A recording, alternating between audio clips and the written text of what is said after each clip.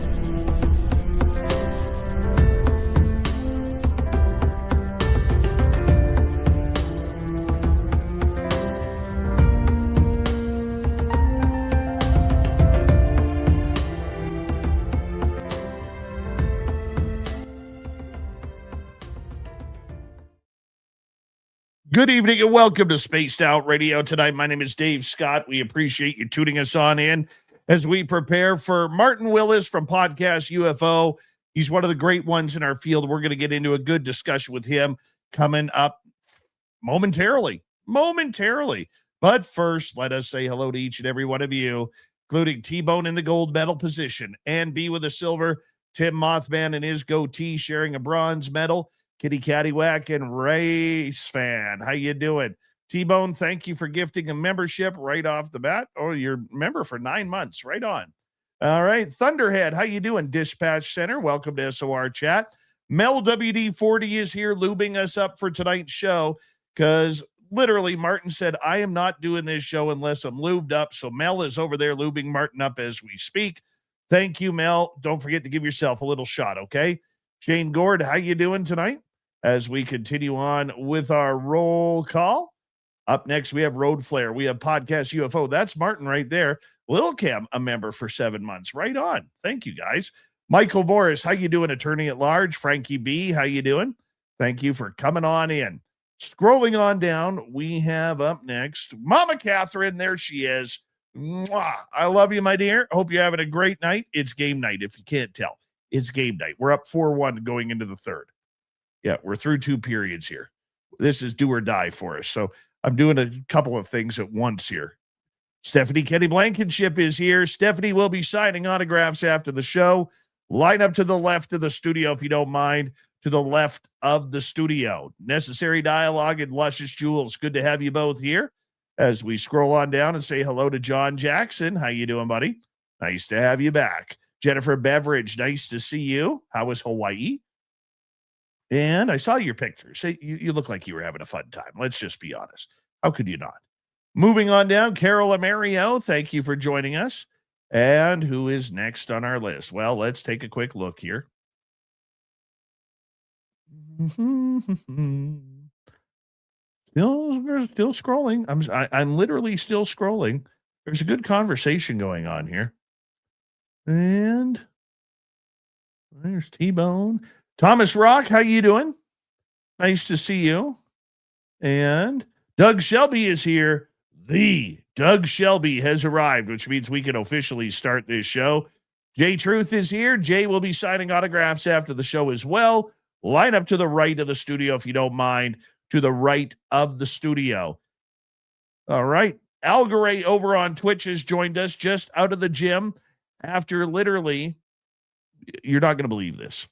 He bench pressed the sports model UFO 58 times, 5 more than what he actually planned to do. Good job, Algaray. No time limit.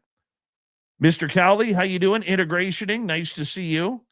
East Coast Turnaround on X, thank you for joining us. Edwin Garrett, nice to have you here. Excuse me. JSCO, good to have you here. Let's get the radio side going, guys. Hi, Alien Critter. Hello and welcome to the radio and podcast side of Spaced Out Radio tonight. My name is Dave Scott. We are about to have Martin Willis on for one of the most popular UFO podcasts called Podcast UFO. If you've never checked it out, make sure you do. We are at roll call right now on our YouTube side.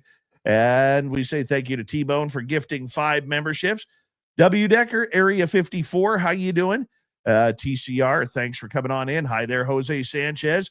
Pissing me off, Evan Walters. Good to have you here, though. Terry Mills, welcome to SOR Chat. You're new here, and we're glad you're here. Thank you for coming on in. The Ferret, nice to see you. Blue Boy, welcome to SOR Chat. And let's see here. Who else? We're running out of time. 11, how you doing? Nice to have you here. All right, everybody, it is that time of the night where I ask you to do me a favor. Throw those horns up, everybody. Let's rock.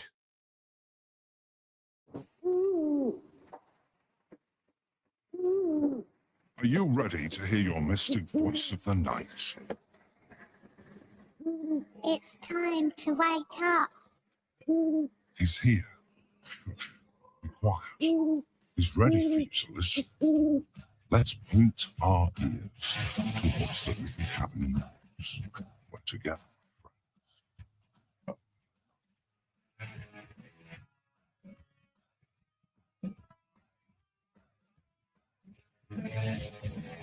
It's time for Spaced Out Radio with Dave Scott. From the mountains of central British Columbia to you listening around the world, this, my friends, is Spaced Out Radio. I am your host, Dave Scott, sitting in the captain's chair of SOR headquarters. We welcome you to tonight's show on our terrestrial affiliates around North America, digitally on every major podcast network. Our website, spacedoutradio.com. We have a plethora of features for you. Rock out Bumblefoot, read the news wire, check out our swag as well. You can follow us on X at Spaced Out Radio, Instagram at Spaced Out Radio Show, and on Patreon in the Space Travelers Club. Tonight's show is brought to you by Caribou Con. Go to cariboucon.com for your tickets for September 18th through 20th, right here in the heart of British Columbia, cariboucon.com. We have an amazing show about UFOs tonight from Podcast UFO. Good friend of mine and his show, Martin Willis, will join us momentarily to kick things off for the next couple of hours. Then in hour number 3, Swamp Dweller kicks things off. Then we'll get to the cryptid Q&A with Robin Haynes coming up right after that. So it's a busy, busy show once again, as we say hello to Martin Willis, who is the creator and host of Podcast UFO, one of the longest running and most respected podcasts dedicated to the UFO and UAP phenomena. With a background in aviation and a deep curiosity about unexplained aerial encounters, Martin launched his show to explore credible sightings, government disclosures, and firsthand eyewitness testimony. Over the years, he says he has interviewed some of the most prominent voices in ufology, including researchers, scientists, military witnesses, and experiencers, helping to bring thoughtful, fact-based disclosure and discussions about UFOs to a global audience. Through Podcast UFO, Martin has built a reputation of a balanced, engaging interviewer that examines the evolving conversation around the subject that we love, called UFOs. PodcastUFO.com is his website. Martin Willis, it is once again great to have you on Spaced Out Radio. How you doing, my friend? I'm doing great. Wow, I sound a lot better than I am. Thank you for that great introduction. That was really nice. Thanks. No, it's always a pleasure to see you, Dave. It is always a pleasure to get the opportunity to chat with you. And, you know, I look at you as one of the pioneers of what we do that has really seen this phenomena grow exponentially in audience, in views, in people discussing this. I mean, when you go back to when you started Podcast UFO over a decade ago to where it is now, I mean, how has this field changed for you? Oh, it's unbelievable. You know, there was a time where, you know, I kept it really quiet. I'm an appraiser, you know, antique art appraiser and auctioneer, all that stuff. So my professional life, I would just keep it really quiet and I wouldn't let anyone know, you know, I started in 2011, and I would say up until the point of 2017, when the New York Times article came out, I was keeping it really quiet, and I had a really good job at a major auction hall. And I found out later that perhaps I was let go for something I do in my spare time. The only thing I did in my spare time was this. So the stigma has definitely changed from that point. And then from that point on, I've seen people of science get involved and get serious, because that's the question I would always ask people, like, that were in the science field, like, why aren't you taking this serious and taking a look at it? And it was like, there's no funding. You don't have an end game. There's no funding, and there's ridicule, and we're not going to do it. That type of thing. And then these people like Kevin Knuth, for one, all of a sudden he's saying, like, hey, I want to get on the ground floor. I've seen this happen before with other things like earth lights and things like that. So, people are taking it serious, and I've seen that whole arc. And now I don't even care. I still do appraisals. And I'm not afraid to talk about UFOs at an appraisal if I kind of feel the people out. And if it sounds like something they would be interested in, when I'm having a conversation, I'll say, well, I do something else besides antiques and art. I do a show on UFOs, and 90% of the time they're like, oh, wow. Well, hey, my Uncle Fred had, I always hear a story. So yeah, that's what's changed. I feel like, and then another thing, as you know, a ton of people have gotten into the field. People that used to be influencers that did other shows on other topics, all of a sudden, hey, UFOs looks good. I'm going to dive into that. So it kind of got flooded with many, many podcasts and many YouTube channels. And, the more the merrier, but it's good to also touch on the nuts and bolts, the real stuff, as we go along too. That's what I like to do. You have also seen the game change so much with who the experts have become. I mean, when you first started and I first started, it was your prototypical Grant Cameron, Stephen Bassett, Linda Bolton Howe, Yeah. Stanton Friedman, Richard Yes. Dolan, Yeah. and then there was your, you could add a few more on that top tier list, but then your second tier, you would get Melinda Leslie, Preston Dennett, Lorian Fenton, Misha Johnson, and whoever else. I mean, not to say one's better than the other, but there were all these great people who were just the faces of the franchise for better part of 30 plus years. And now all of a sudden, out of the woodworks comes people like Chris Ramsey and Jesse Michaels and all of the whistleblowers, David Grush, and obviously Ross Coulthart would be another one, Lou Yep. Elizondo.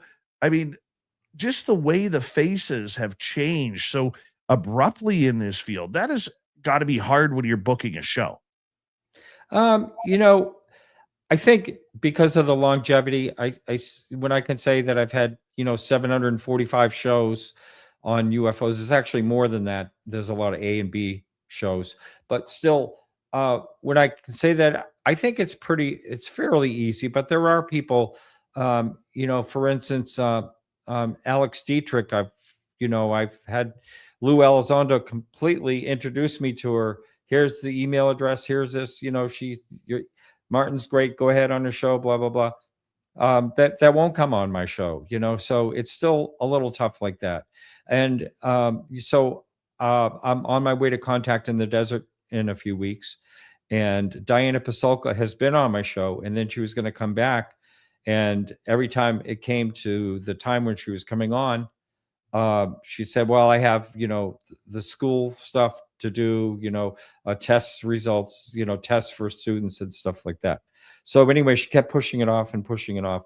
Then I see she's at Contact in the Desert. So I put her as one of the people I'd like to interview. And she says, no, I don't do interviews except with Joe Rogan and people like that. So people something went to her head, eh? Yeah, they're looking for the, I could show my audio statistics, which is pretty good, downloads per month. But YouTube, that's where people are looking, I think. When they see people like Jesse Michaels and Chris Ramsey and stuff like that have all these subscribers and get the downloads.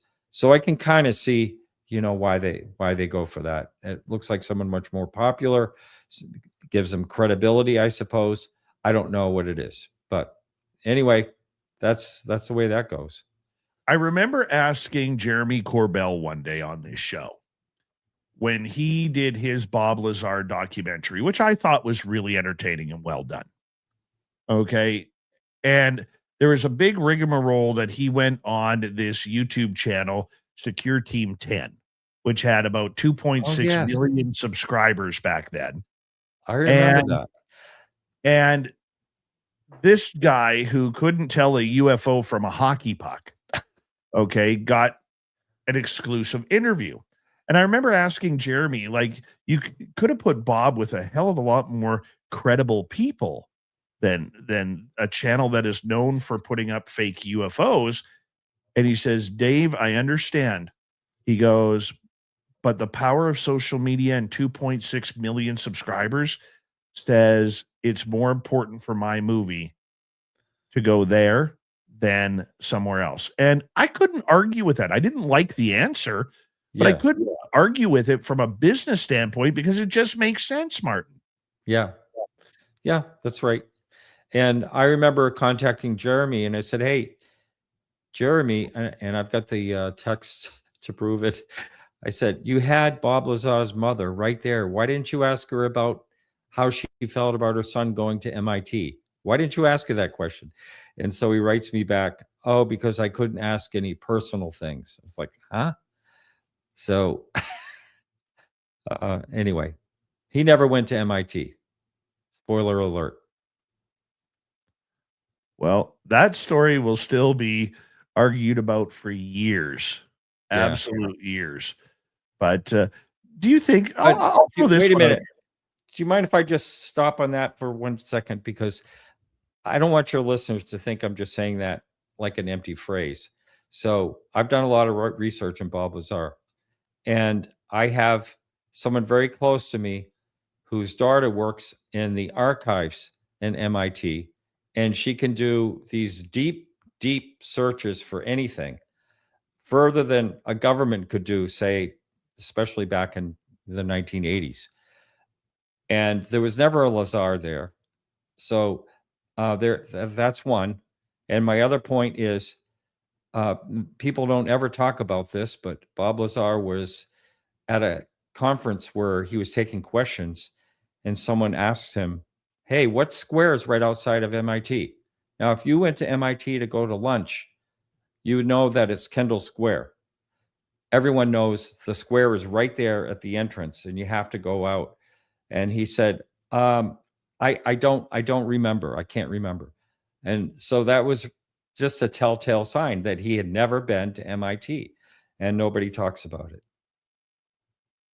There are certain things about colleges that you remember. You can't forget Kendall Square. If you're going there for lunch, you remember. He's going there every day. You have to go through Kendall Square to get to the entrance. It's just ridiculous. Of course, he didn't go there. He would have known that, unless he had some type of brain injury. I don't know if we're getting off on the wrong foot here. But, no, it's all part I'm not of a Lazar. I think he's a total fraud.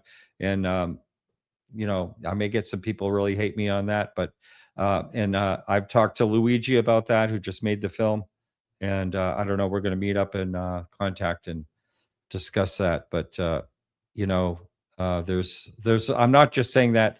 If someone wants to go to my website, Podcast UFO, and look in the search bar for Lazar, I have a blog, Muddying the Waters, with Bob Lazar. And I have all these documents and everything that if anyone actually takes the time to go through all that, then they'll see that Bob Lazar is a fraud. There you go.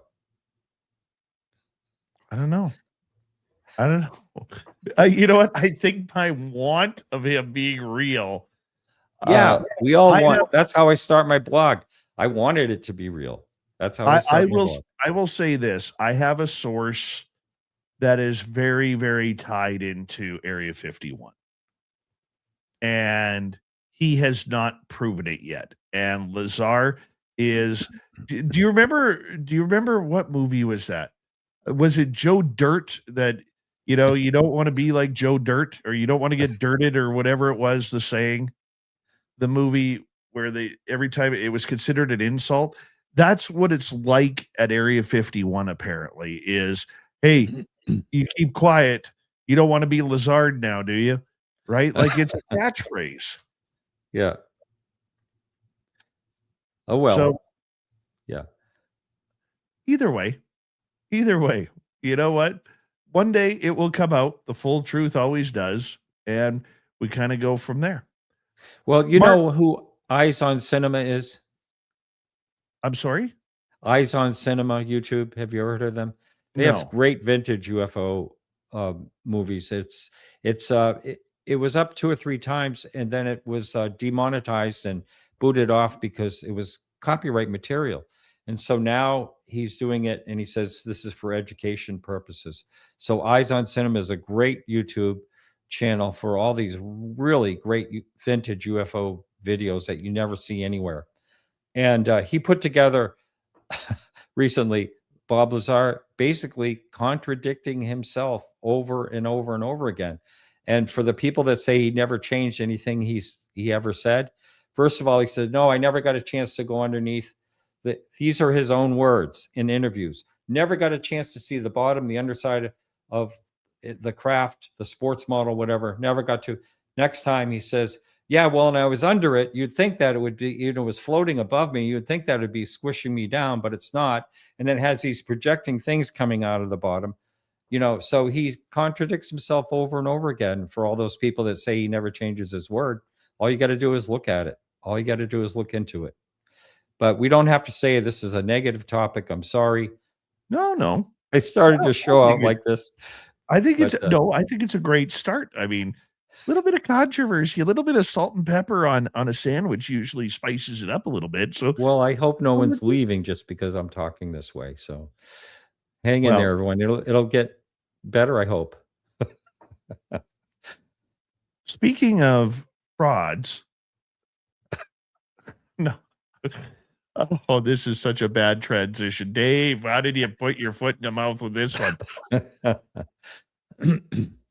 I don't think we have a whistleblower out there yet.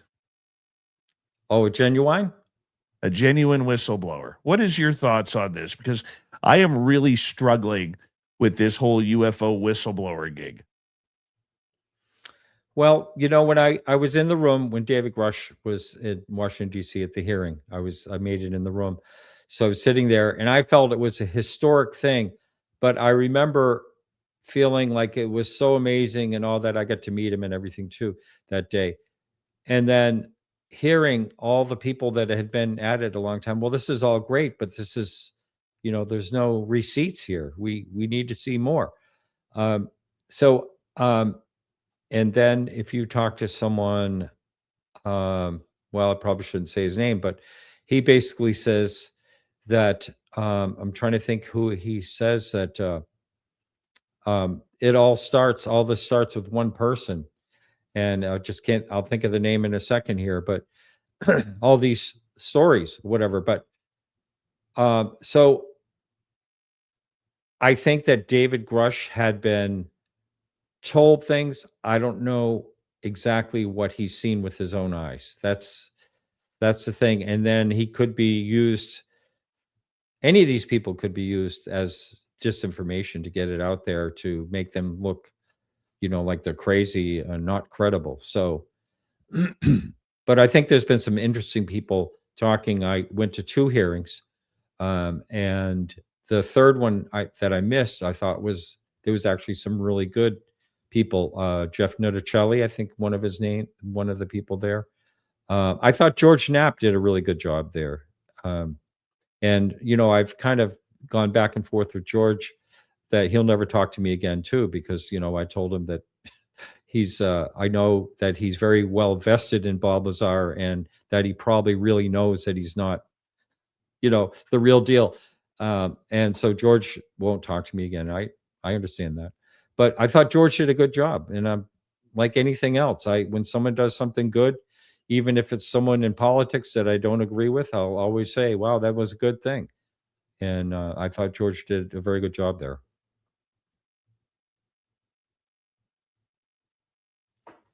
Whoops, not hearing you. I would say the closest thing that we have to whistleblowers. I really think that in a way, Dylan Borland opened up the eyes of a lot of people Yes. regarding his situation about how he was treated by following the steps that they laid out, and Right. he ended up losing his job over it. Right. I thought that was powerful. And I wonder where he is now. I wonder how he's doing. I don't know if anyone's ever followed up with him. I would agree. I would agree. But I also know from hearing from a couple of sources that a lot of the whistleblowers are not allowed to talk publicly unless it's to certain people. There seems to be somebody pulling the strings on this, Martin. Have you heard this at all too? I've heard, yes, actually, I did, because there was someone I was in touch with and they told me that they couldn't talk about it publicly. But I don't know if that's the case, if the reason was what you're talking about or not. But they said they were signed some type of form or something where they could not talk about it until something was released or something. I don't know. Maybe it had to do with the age of disclosure or something, that movie, or I can't remember. It was back before that movie came out. One of the things that I had heard was that there is a list of people that they are allowed to talk to. Huh. Okay. And the reason why there is that list is because of the stigma that many in the UFO world, and unfortunately we all get wrapped up in that. You guys, it's like when women say all men suck, right? I mean, that's not true, but it's just a generic term. But they get wrapped up that all UFO podcasts are just the same. But I also heard another interesting fact from somebody deep, and that person told me the reason why they don't go on certain UFO podcasts, or not allowed to, is because they're going to be asked real questions from people who are knowledgeable on the subject. That's interesting. Now, speaking of that, do you remember David Grush right after the DC hearing? He was on with Jesse Michael. Now, I never heard of Jesse Michaels, and so Nobody I had heard of contacted him. Jesse at that point. I contacted him and said, Jesse, how the heck did you do that? I don't know who you are. How did you do that?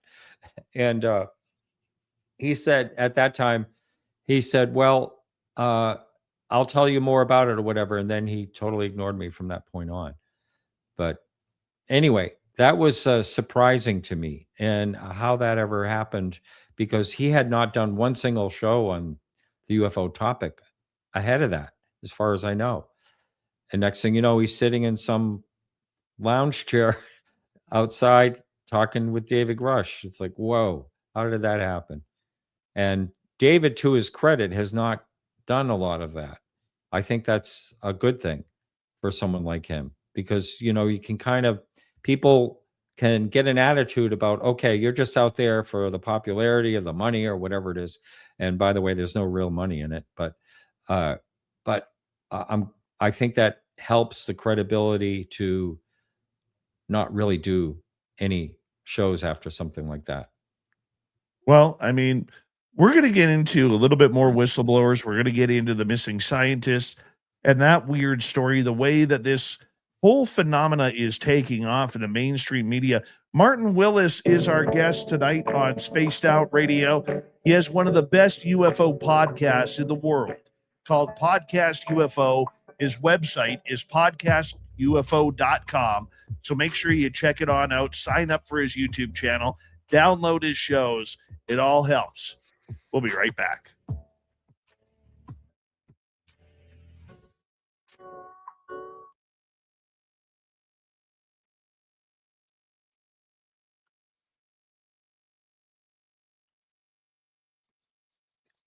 Good start. Very good start.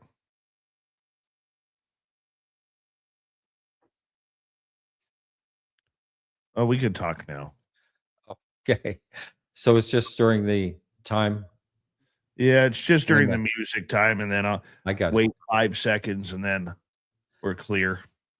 Oh, okay. I got it. Yeah. So I tried to sign into the chat and I get pretty far with it, and then it says error. So I can't. But hello, everyone in chat. Good to see you all. Hillbilly Herb, how you doing? Nice to see you. We had Dispatch Center in there. He's an admin for my show. He's in every Nice. Every show. He made it over here. Perfect. Welcome to our chat room, Dispatch Center. Thank you for joining us.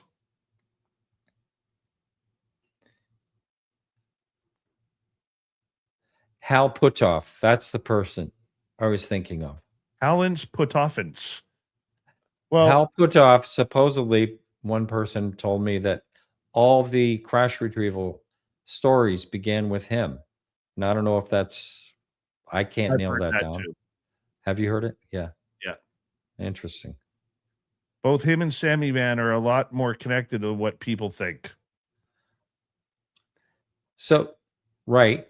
Are people able to listen to us right now? In the Yes, the live YouTube audience can hear us. YouTube audience. Oh, okay. And the podcast audience, yes. I got it. Okay. Radio cannot. All right. So I heard that the Patterson-Gimlin Bigfoot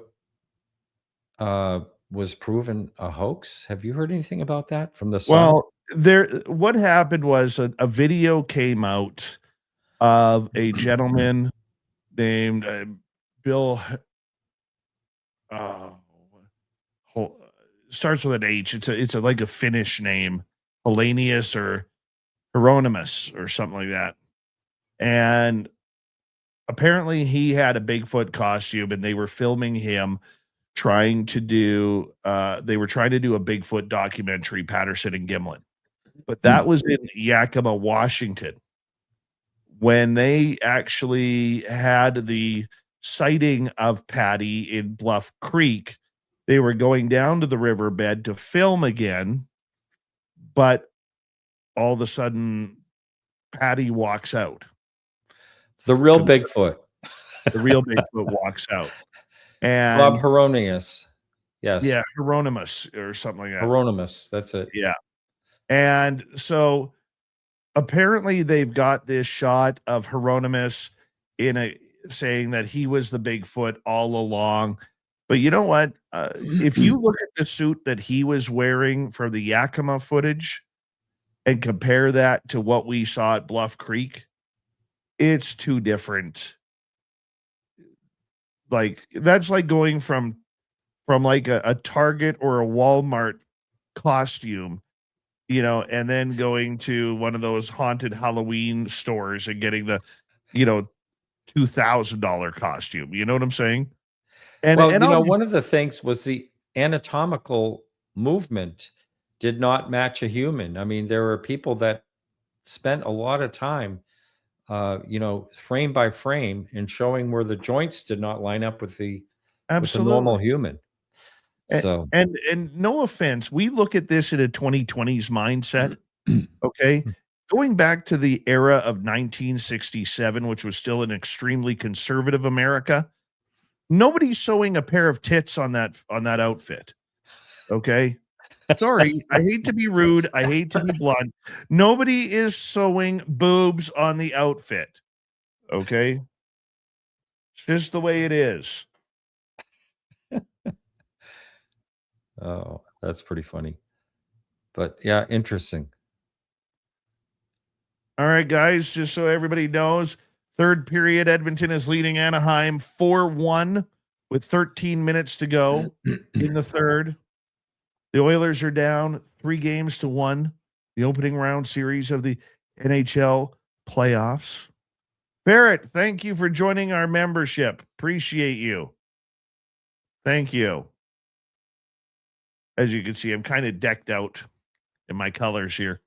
I can see that. Wow. Yeah, you probably wouldn't have noticed unless I mentioned something, Martin. Well, I did see the hat. I did notice the hat. Thank you to Area 54, Pam, Jennifer, and Kitty for the super chats. We greatly appreciate your love and support of Spaced Out Radio. Our store is open on our website, spacedoutradio.com. We do not have ugly swag, people. No ugly swag. So check it on out. And here we go.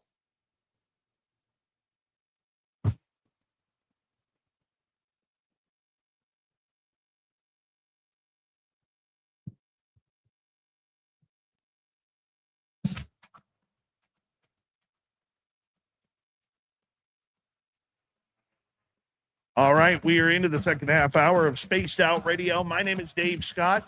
We appreciate you tuning us on in wherever you are on this beautiful planet we call Earth. We're going to bring in Martin Willis, the host of Podcast UFO, momentarily. But first, I want to remind all of you that if you missed portions of this show or others, check out our free archives on YouTube or any major podcast network. Our website, spacedoutradio.com. We have a plethora of features for you. Rock out to Bumblefoot, read the news wire, check out our swag as well. You can follow us on X at Spaced Out Radio, Instagram at Spaced Out Radio Show, and on Patreon in the Space Travelers Club. Martin Willis has one of the top UFO podcasts in the world. Never mind the United States, the world, people. Yes, he is everywhere. One of the great, great people in this field. PodcastUFO.com is his website. Go to his YouTube channel, hit subscribe, ring that bell. Martin, welcome back. Thank you. Thank you. Yes, so I know we're going to be talking about the scientists. That's a lot of people have contacted me. And some of that, you know, it's a conspiracy. There are conspiracies, the JFK conspiracy, which I really think there is something to, but I don't know. So, but how do you feel about all that? Do you think there's definitely a UFO connection and people getting silenced? At first, I thought no. You know, even after Neil McCaslin went missing, the retired Major General from the United States Air Force, he went missing February 27th. That's kind of the trigger of it all. Right. But the more names they keep adding to this list is really making me wonder. And, you know, the last one that they just added, Matthew Sullivan, who took his own life on a mixture of alcohol and narcotics, legal narcotics. Okay. That one, you know, was like, okay, did he do that himself? Or, you know, was it an accident? Because sometimes people have accidents. True. And I just think where there's smoke, there's fire. That's the old journalist in me, you know, when I had actually color in my hair instead of white and gray. That's the old journalist in me that says when there's smoke, there's fire. And when you look at the linkage between all of them, it all deals with UFOs. So that's where I get a little bit suspicious on it now. Yeah, McCaslin was the one definitely that made a lot of news for sure. You know, I mean, the way he left his house, it seemed, you know, the first thing you would think is that it's a suicide situation. You know, he took his gun, he left his phone. Did he leave his wallet too? I think I can't really remember. Yes, he left his wallet. Yeah. So that makes you think that. And could someone like him go in a place where no one could find him? Possibly. Possibly. But you would think that we'd know something by now, wouldn't you? I mean, that's been some time. Well, Bob McGuire had a very, very astute thought on this. Uh-huh. If we look at the fact that Neil McCaslin was starting to have some mental health issues, you know, I think he was developing dementia or something along those lines. And when you have a multi-billion-dollar brain like Neil McCaslin, who has seen the things and spent the money on things that you or me or anybody could never dream of, that's something of a worry for the people who are out there. So Bob said it wouldn't surprise him if he was picked up, okay, and taken to a facility to live out his days and said, look, you can't go out in public anymore. your days are done with that. It doesn't make sense to me when I think of how his assistant, Monica Reza, vanished in California, and yet they were holding a funeral for her before search and rescue were even off the mountain, finished looking for her body. Wow. I didn't know that. But why would they take, do you think that they just took his gun? Maybe. Hmm. In case something happened, it's a weapon of his. Right? So, but to just vanish? Look, here's the other thing that we're not being told. And I don't think it takes a lot of brains or Sherlock Holmes, channeling to get this way. But Martin, he lived in a good neighborhood, an affluent, upper middle class neighborhood. Mm-hmm. You're telling me not one of those houses had security cameras on it or a Ring doorbell camera? You would think at least the Ring doorbell. They're everywhere. Absolutely. Absolutely. And when I lived in the suburbs of Vancouver, almost every house in my area had security cameras. Mm-hmm. Right? Why wouldn't his? Right. So I think there's something a little bit more to this that we're not being told by the police. And of course, the police are famous for doing this. It's part of their job. They can't leak the investigation if it is a criminal investigation. But him being who he is, they may not leak that as well because they just don't know. And it seems like now I've heard there's 11 or 12 altogether, but some of them may or may not actually be really tied to the UFO thing, like you said. I don't know. And there was this woman, Amy. I'm not seeing her listed. Eskridge. Yeah, that people are talking about right now. So that story, and I've looked into that story quite a bit. There are a couple people out there who believe that her unaliving of herself was not her doing. Okay. But there are people out there who have read the full investigation by police, including the sheriff who's commented on it, the local media person, her own parents are like, can you stop this, please? Right. So I'm not really buying that one, but her name was synonymous with the list. Right? Did something cause her to do that? Right? So that's just what I'm thinking. How far back are they going when they're putting this group together? You know what? You need to contact Courtney Marcassani. Do you know Courtney? Okay, I'm going to get you in touch with Courtney Marcassani. She is a very good friend of this show. She used to do my UFO report. From the 1940s, she has a list of about 63. In the 1940s? And every name that the media has popped on that list has been on her list. Interesting. Wow. Yeah.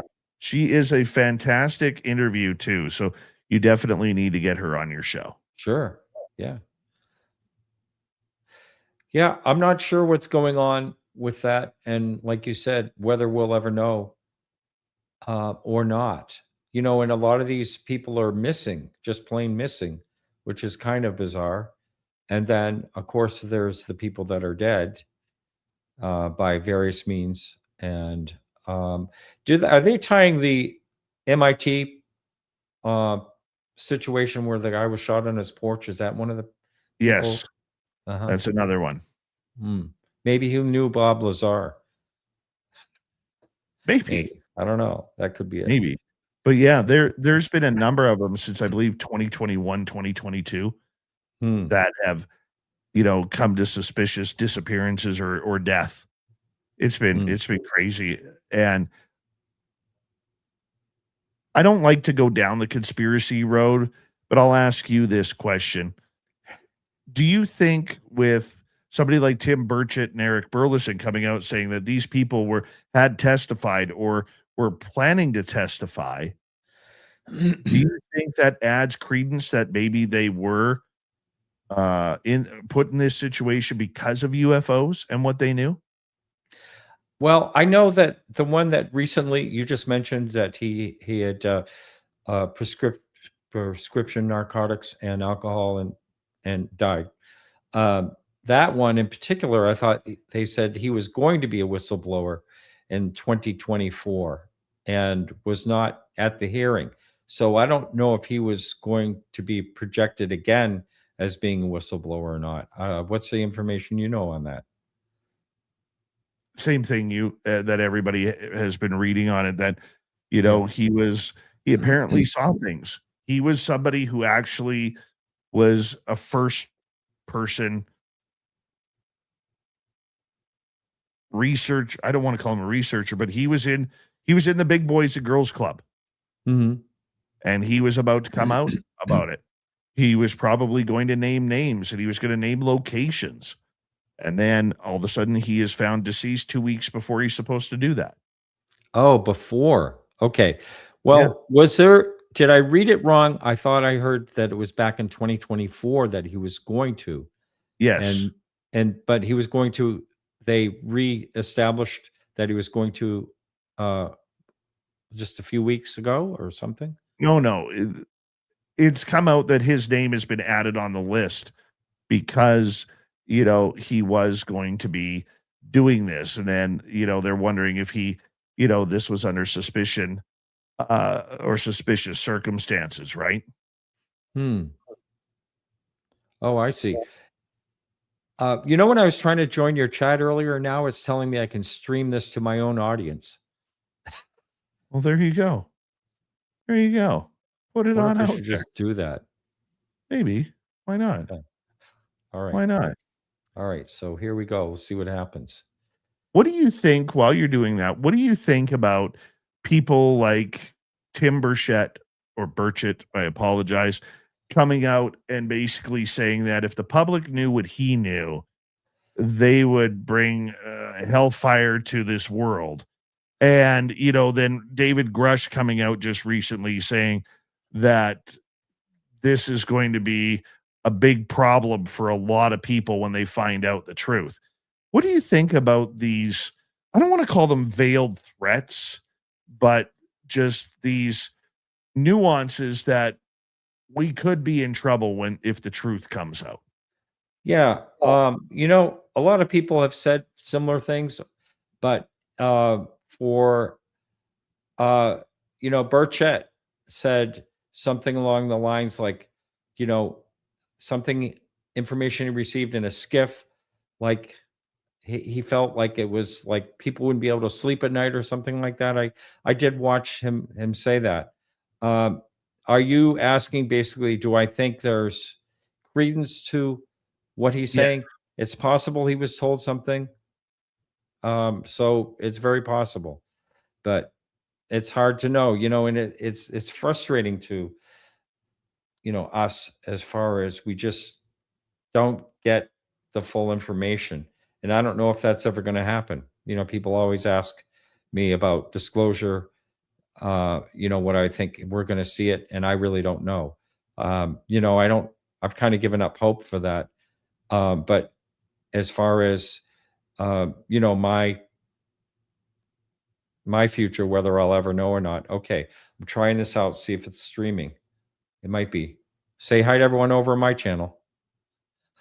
Well, hello, everybody. I'm Dave. So it might be over there. But hello, everyone. I'm on with Dave. I'm on his channel, and I just saw a button to push to stream this over on my channel. We'll see if that works out. But anyway, Dave's in the driver's seat. Do you think that these veiled comments by Grush and Burchett are media hype, or do you think that there is something that they are hiding? Well, I don't know. I really don't know.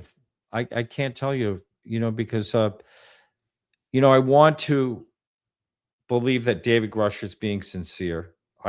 He has that about him. He seems like he's a sincere person. Burchett, you know, he gets a lot of ridicule for this, you know, because of what he's been trying to do. But I think he's made some progress. I mean, he's at least pushed some things forward. And I had him, you know, on my show, and I had some people like complaining that, you know, he's full of, you know what. So I don't know. I think he's trying to get somewhere with the topic. I love the way he's attacking it. I also love the way how he has defined the difference between UFO and UAP. I also like the fact that he is not giving up on the subject, and when he says he's going to take it right to the president's mouth, he does it. Right. You know, at least, you know, that we're taking him at his word for it. I mean, after he says he's going to do it, all of a sudden, you know, you hear Trump talking about UFOs, and it leads to aliens.gov that's apparently going to be activated here. That's right. Soon. What do you think about aliens.gov? I think it's interesting. You know, it may be just another distraction. I don't know. You know, I did see when that was when they went for that URL name, and thought that was very interesting. So we will see. You know, maybe, you know, you hear that this administration here in the States, this is going to be, you know, the disclosure administration, whether it is or not, you know, and then you also hear, or I've heard myself many times, that 2027 was the year, and that's coming right up. So who knows? We may see something. But I'm not holding my breath. And the reason I'm not holding my breath is because I don't think that they know the full picture. This is my theory. I don't think they know the full picture. And because they don't know the full picture, they can't say whether they can protect us, whether we're safe or we're, you know, on the menu at some point. So I don't think that we're going to get full disclosure about this topic anytime soon. I don't believe we're going to get disclosure either. I mean, I have been on that bandwagon, but I also believe that we are going to get some sort of confirmation that there is something happening. And I still believe that the easiest way out of this is for somebody like President Trump to come up and say, we found a signal. We found a signal deep in space from a Goldilocks planet, and this signal is not sounds from space. We believe that it is made from something else, potentially another life form. That's their easiest way out of this. That definitely would. Yeah, I can understand where you're going with this. And that may be what happens. For real. Well, we're going to see. We're totally going to see, you know, and now we just have to wait. What do you think is going to pop up on that aliens.gov? Do you think we're actually going to get the videos? All those 46 videos that we were promised. That would be an interesting start, I would say. So I don't know when that's going to be active, but I'm sure there are people checking it every few minutes.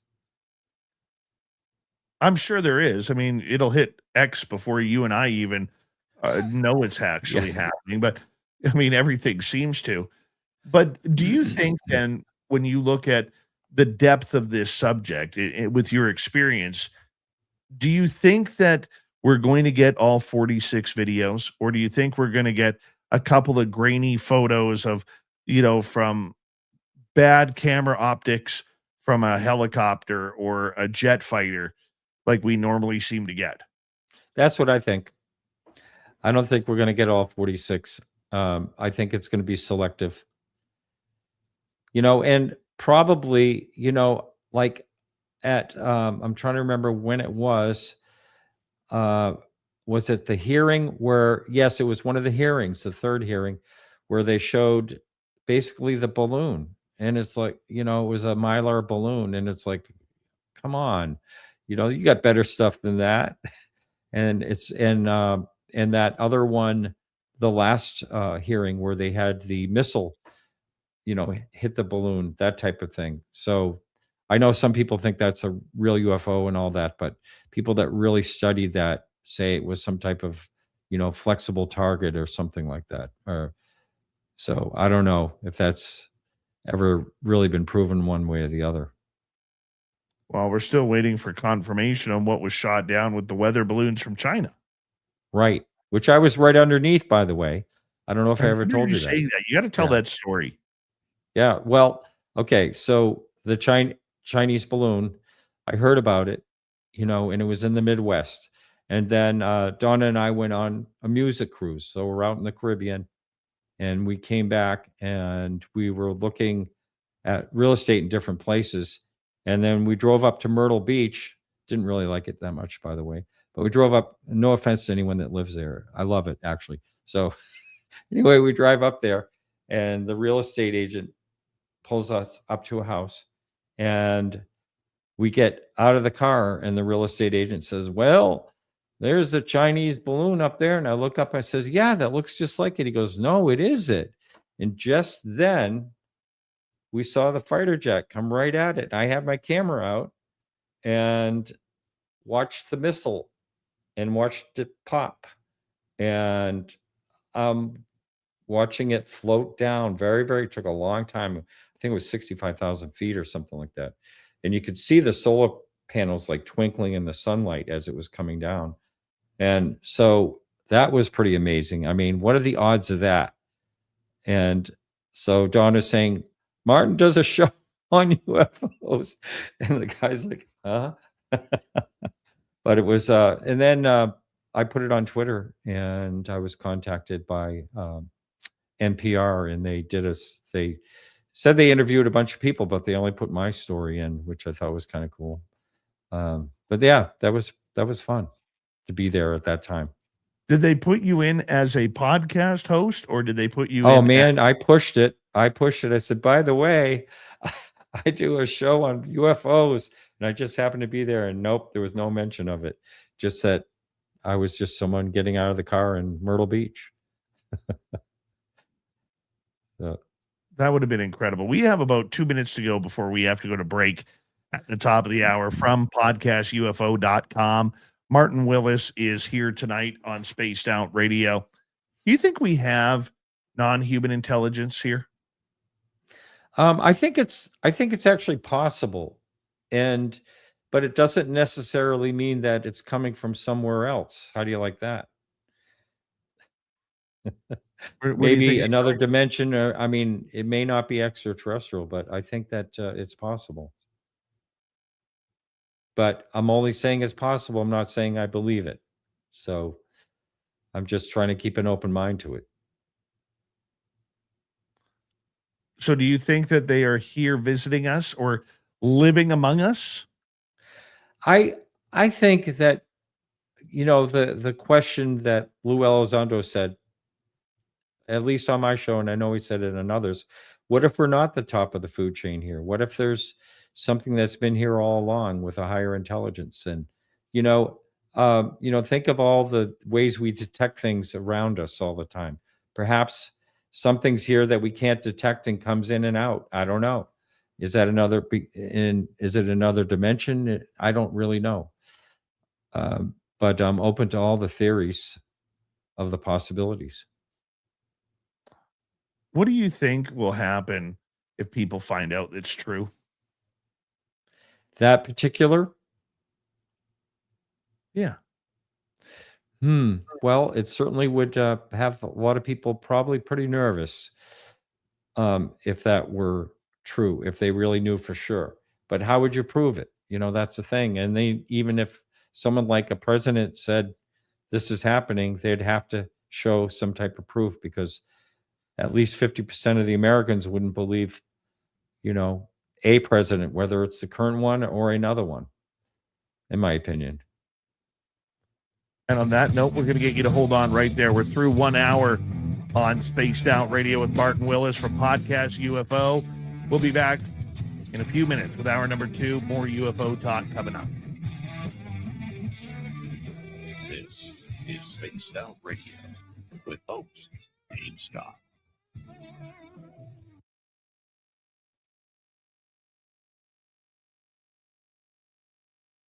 All right, Martin, we got about 5.5 minutes. Just going to play a video here. You sit back, relax, okay? Yep. Sounds good.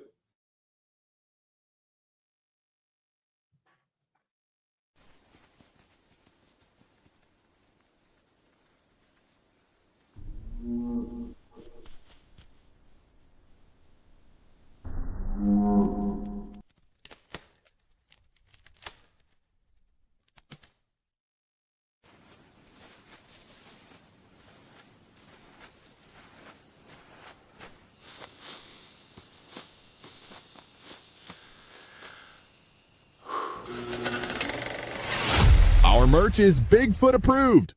We have t-shirts, we have mugs, we have hoodies, we have socks, we have hats, we have stickers, and so much more. Whatever you're looking for, we have you covered. Why just be a fan of the paranormal when you can buy Spaced Out Radio merch and look the part? Our merch ain't ugly, folks. Check out the Spaced Out Radio store. Find the link in the description below.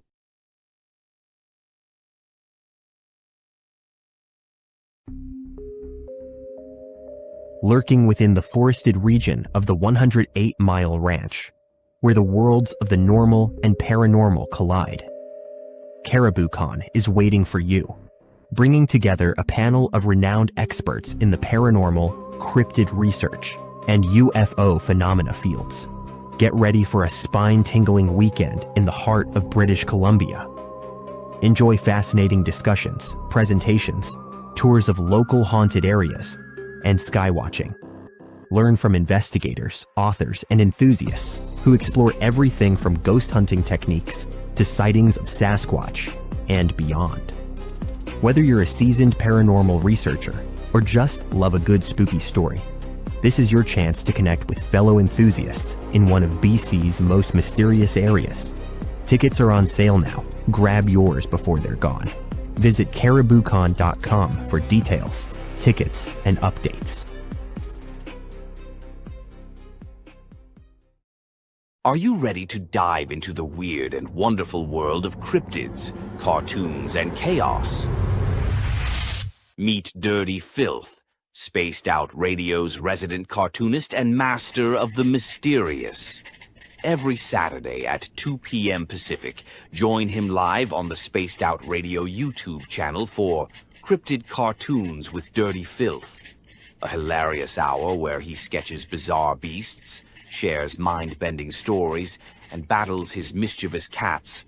Whether you're a UFO enthusiast, paranormal fan, or just love quirky art, Dirty Filth filters the universe through his unique lens, creating cartoons that capture the strange, dark, and supernatural. Follow Dirty Filth on X at Filth1 or Facebook at Dear Filth for more filthy fun. Find his link in the description below.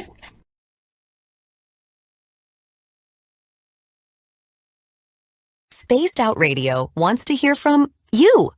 We love our community, and your voice truly matters. Drop a comment after every show and let us know what you thought. Agree with our guests? Tell us why. Disagree? We want to hear that too. We read every single comment. Jump into the live chat during the broadcast and be part of the conversation in real time. Got a killer topic idea? Your suggestions help shape the show.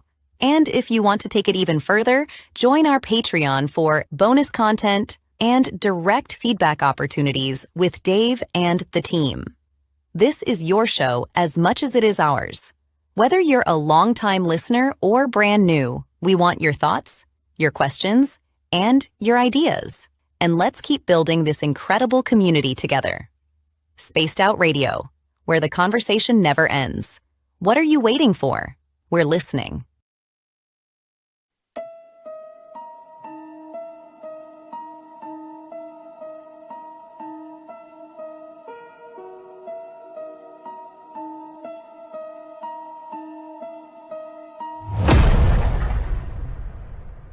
With 5 explorable Gold Rush-era buildings said to be home to spirits of a time forgotten. The 108-mile heritage site in the heart of BC's Caribou region offers a unique opportunity for thrill seekers and history buffs. For an evening of historical fun, step into our guided ghost tours, where spine-chilling stories of gold rush legends and unexplained encounters come alive. For those craving even more, inquire with us about conducting a hands-on paranormal investigation of your own. And if you're truly brave, book our haunted sleepovers. Spend the night at our B&B inside the McNeil House to truly experience this historical landmark and its ghostly secrets firsthand. For booking or inquiries, go to haunted108.com.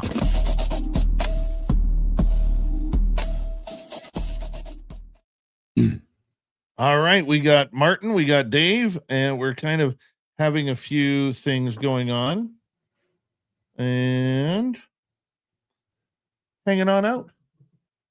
It's been a good show so far. That's right.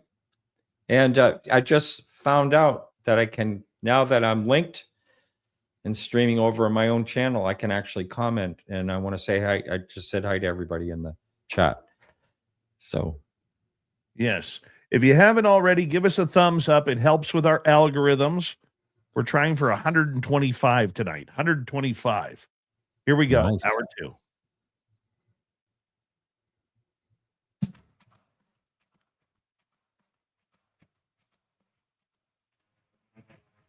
We have hour number 2 of Spaced Out Radio now underway. My name is Dave Scott. Thank you very much for tuning us on in wherever you are on this beautiful planet we call Earth.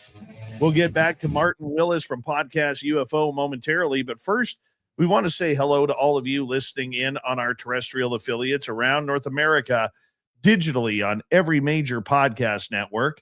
Our website, spacedoutradio.com. We have a plethora of features for you. Rock out to Bumblefoot, read the news wire, check out our swag as well. You can follow us on X at Spaced Out Radio, Instagram at Spaced Out Radio Show, and on Patreon in the Space Travelers Club. The Desert Clam has set the password for tonight in the SOR Space Travelers Club. Malacophanus. Malacophanus is your password. Use it wisely, space travelers, as the clam sets the password each and every night right here on Spaced Out Radio. From podcastufo.com, Martin Willis, one of the longtime UFO researchers, UFO podcasters, is here tonight with us to hang on out as we talk about these great subjects that keep us looking into the sky at night. Martin, thank you so much for being here. thank you. It's been my pleasure. A lot of fun. We got you until the top of the hour here. And of course, you know, with the UFO study right before Ed, we were talking about non-human intelligence. Where do you think if we do have crash retrievals, where do you think they're hiding them? Well, if we have them in the States, then you can pretty much count on the fact that they're in private hands, private corporations, because they're outside of, you know, any governmental reach. So I know that when there was the, I'm trying to remember what it was called. They were trying to pass this UFO bill last year.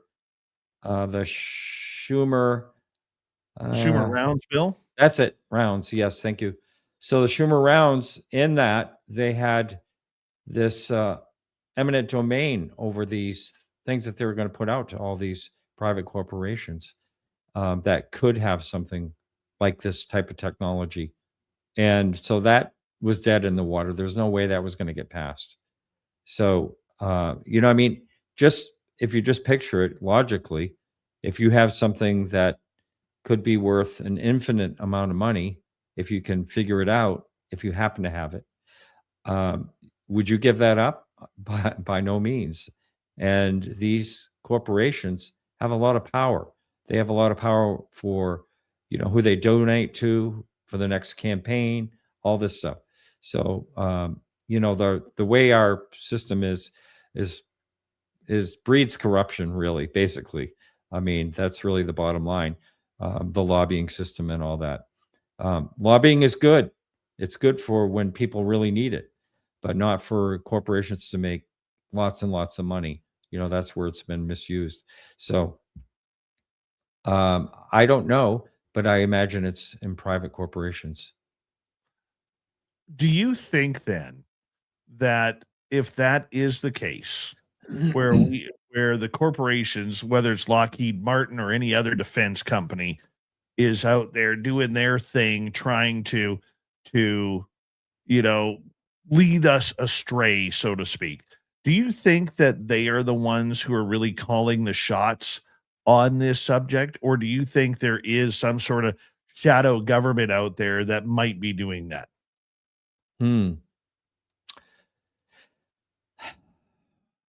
I would think that it's probably they're involved, if not calling the shots. They have power. That's what I would think. If they have these things to begin with, there had to be all these deals made, between them and whoever was doing it in the government, if that's the case. I don't know 100% sure if that is the case, that we actually do have the crashed vehicles. You hear about it enough. It's interesting. It's possible. Then, the thing you hear about the skeptic side is, how could it get here from wherever it came from? And why would it crash? That's how a lot of people, will approach that. And then, some are saying that they're shot down. There's that case where I was lucky enough to be one of the only few people to interview Jonathan Wygant, who was in Peru in 1997. And I believe his story. So I guess I believe that there are craft, because I spent a lot of time with Jonathan and face to face. And, what he claims he witnessed was, I'll tell the story basically, that he was part of Operation Laser Strike, and it had to do with drug runners mostly. And something was going through without any transponder and was shot down. And they basically had to, I don't know if he said it was shot down or not, or they saw it crash. I can't really remember. But he went 3 hours with Humvees in the bush in Peru. And when they got there, he was leading with 2 sergeants. He was there. 3 of them left everyone else, and they went over this hill, and they saw these trees. He said it looked like they were cut with a butter knife. They were just all cut and knocked down. And then up on a rise and sort of a cliff was an embedded, like egg-shaped craft.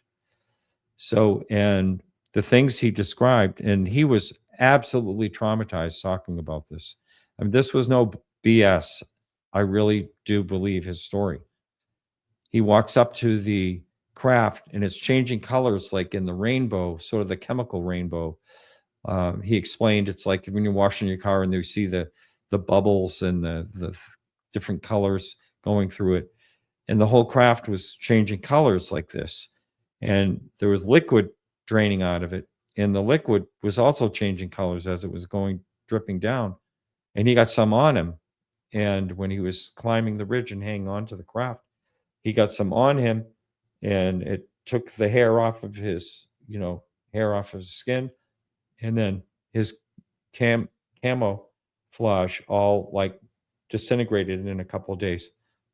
So he's up there looking at this craft, and the 2 sergeants are down below, and he sees this, like, first of all, he sees damage. Like, he says he thinks it was hit with a missile.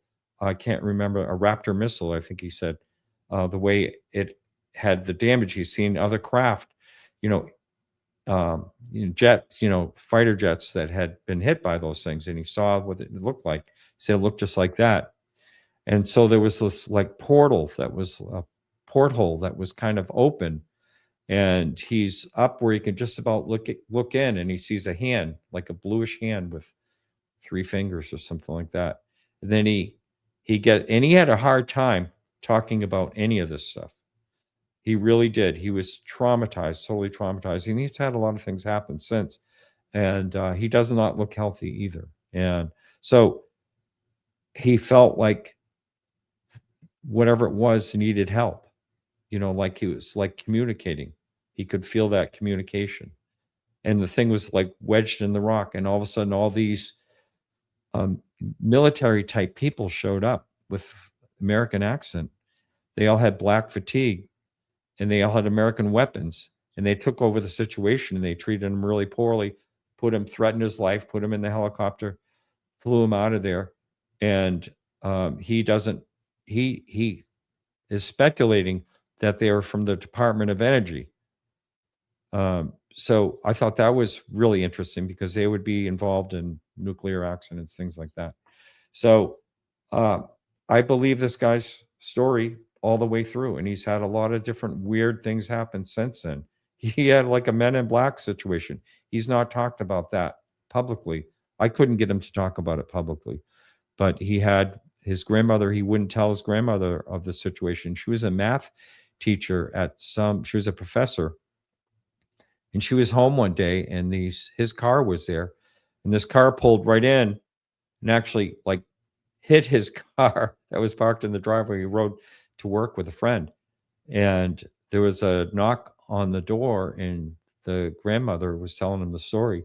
She opened the door, and there was a weird guy in a black suit, and he just saying, "Jonathan Wigand, I need to speak with Jonathan Wigand." And she said, "He's not here." And she basically chased him out of the, get away. And she saw there was another guy dressed like right at him in this car. So the car takes off, and it left the bumper.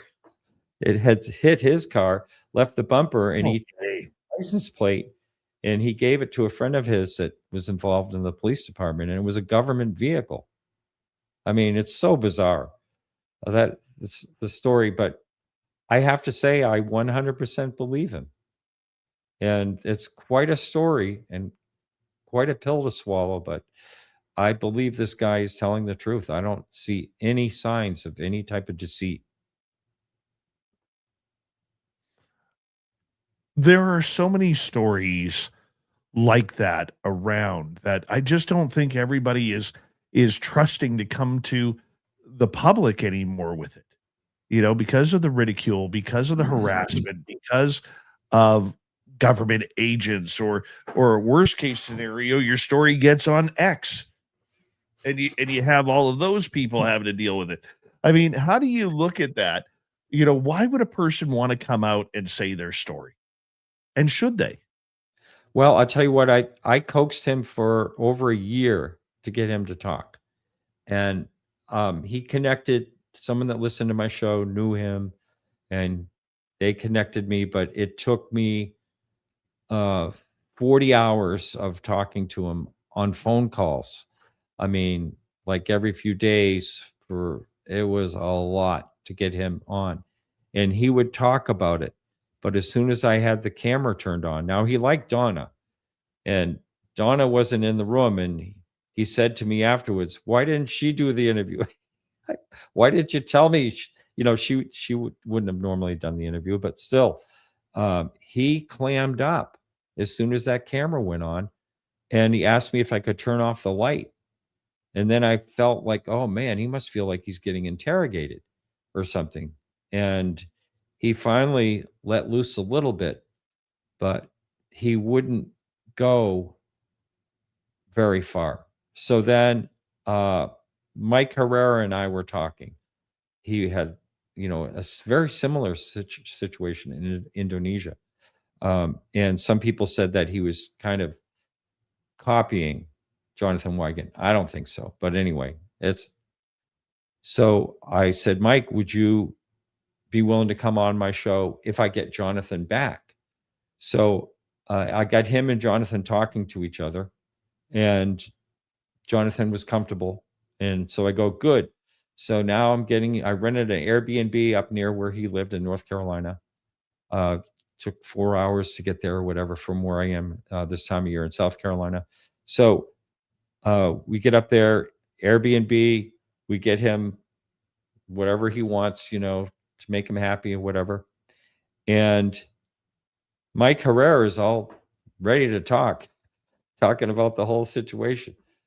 I couldn't get Jonathan to open up, and we took him to dinner ahead of time. We said, "You really, really have to talk this time, okay?" "Yeah, okay." And then as soon as the camera went on again, it was like pulling teeth. So he just gets really emotional, and I that to me gives him some credibility.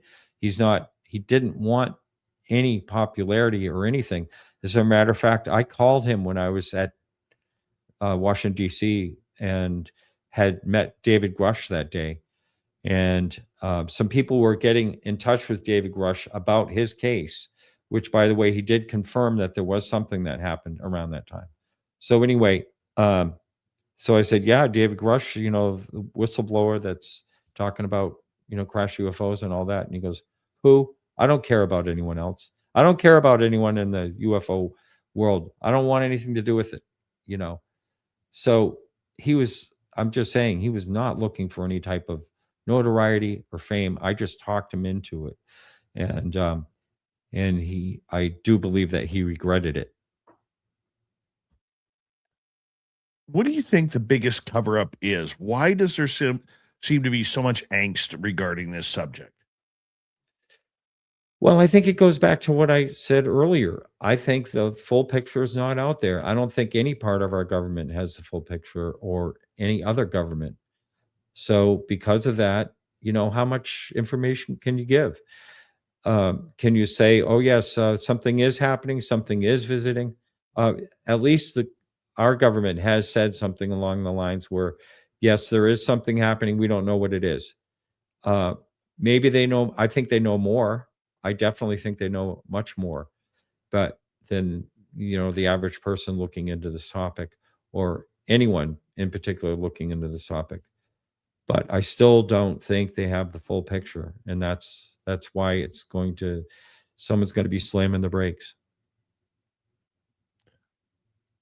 What do you think they do not know that the public thinks they know? That's a fun question. I think a lot of the public does think they know the full picture. I do think that. And, it's just my own theory. But I think, I like what Jacques Vallée said one time.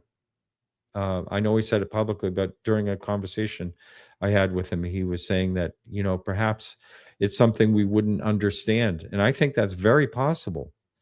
And by that, we just have so much capacity to understand things, and maybe it's something we just would not understand. I actually think that could be. You see, I want to add something to what you said, though. I think what we are seeing right now is more of a protection of the toys that have been made by the military industrial complex, whether it's the drones, whether it's the futuristic fighter jets or cargo craft, or, whether they've already developed anti-gravitics or whatever it may be. I think that's really what this is all about. You can deny UFOs all you want. It's the UAP aspect that I think they're scared of coming out, because that's all their secret money that they have been taking from these trillions of dollars that seem to go missing every year, Martin. Yeah. No, I'm inclined to agree. And, we're always looking for better ways to kill each other. And there's all kinds of money in that, which is crazy, but and unfortunate. AI might do that to us all anyway. That might take care of the problem. I don't know. We're the problem. But yeah, I think that it's possibly protected in many ways like that, and it all comes down to money and power. Who do you think's holding the keys to this? Who? Yes.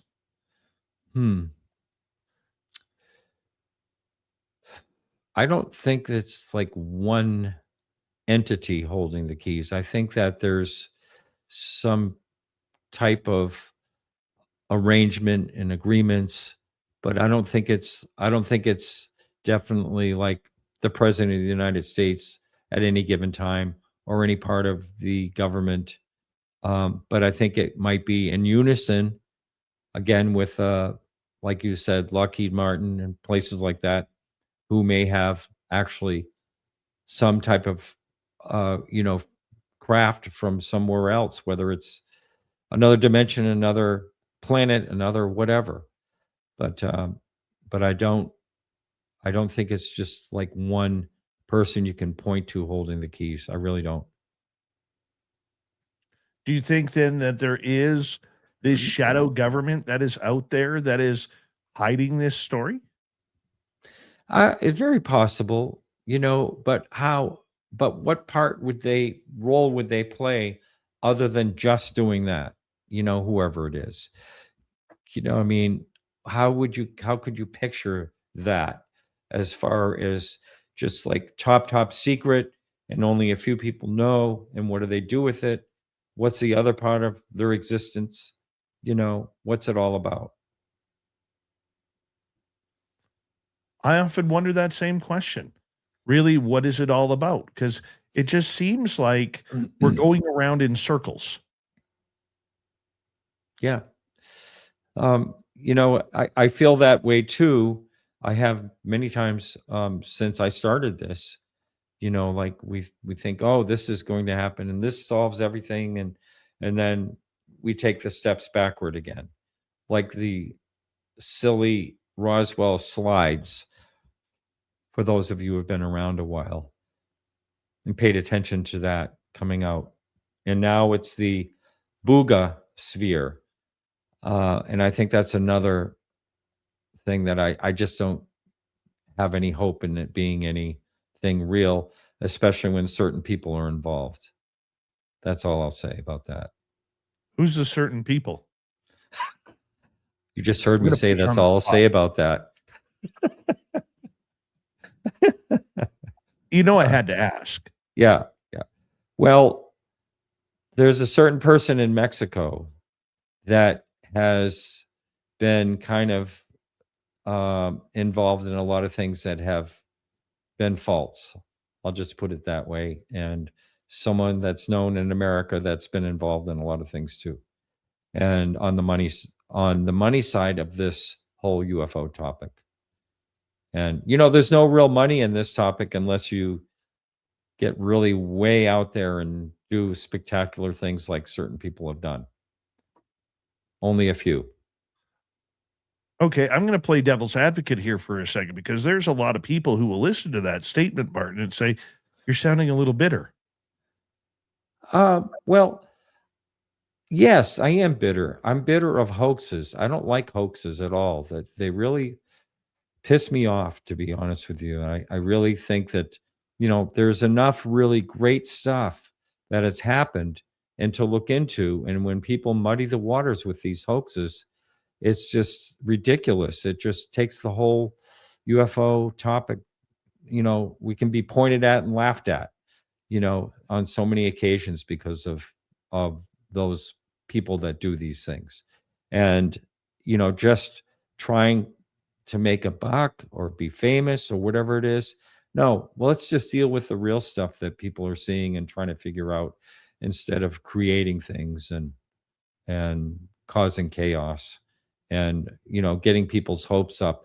And when it's the same way I feel about in the antiques and art world, when people are collecting and they're real excited about an artist or they're real excited about, let's just say, people collect cast iron mechanical banks. They love them. And there's all different types of ones mostly from the 1870s, 1880s, mostly. And so they can make fakes so good that the only way you can tell that they're not fake is by measuring the original pattern size, because cast iron shrinks a very little bit. And if it's a little bit tinier than the size it's supposed to be, then it's probably right. But that's the only way you can tell. So these people get spending all this money on these cast iron. I'm just making an example, or Right. an artist. I'm going to get you to hold on right there because it's hard to believe we're already through an hour and a half with you. Okay. We have Martin Willis from Podcast UFO for the next 30 minutes. We're going to try and get some audience questions as well. So if you're in our YouTube chat, put your questions in capital letters. PodcastUFO.com is his website. Same as his YouTube channel. Podcast UFO. Go hit subscribe. This is Spaced Out Radio.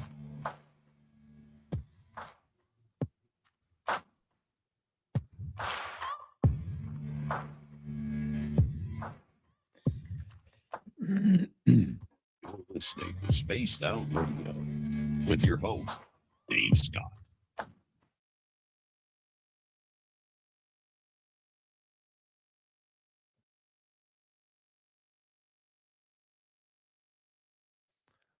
All right, buddy. We are clear.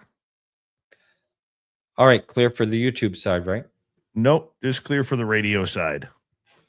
Oh, I mean, we're still on the YouTube side only. Yes. Right now. Yeah. Okay. So I'll hold that thought until the radio comes back. All right. Yeah. That sounds good. Yeah. All right. Let's give a shout out to Once Over with Kaylee. Welcome to SOR chat. Who else has jumped in here? Let's take a little peek here. Les Paul Holland, how you doing? Aaron the Tree. Pardon me, Aaron the Tree. Philip Blair, how are you? Animal Mother, how are you? Goose, nice to see you. Who else is here? We're packed tonight. We are packed. We have someone from Australia, I think. Yeah, we got a number from Australia that come in. Channel Warhorse, how are you? Grantavius Minimus Mustache, how are you? And I like that name. Maker of Stuff. Undead Jed, how are you? SG Nav Spotter, nice to see you. Contrary One, thanks for coming on in. Mark Fry, listening in on Martin's channel. How are you?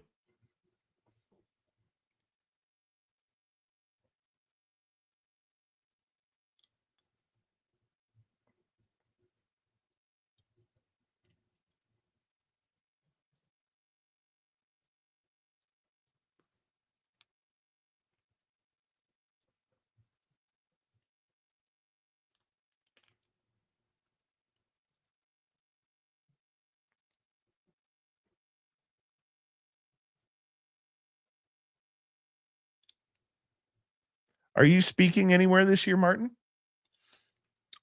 I'm going to be at the Exeter UFO Festival. It seemed like last year I had a lot of things going on, and this year I was going to go up to Canada, but I decided it's just during a time where it's going to be tough for me for the Shag Harbor. I've been up there a number of times, and speaking and emceeing, and yep. So I may. I've been contemplating going to the MUFON event, just to meet a few people out there, and that's always fun. But how about yourself? I had 2 Bigfoot conferences cancel on me. Just due to the event. One didn't sell enough tickets. That was for May in Comox.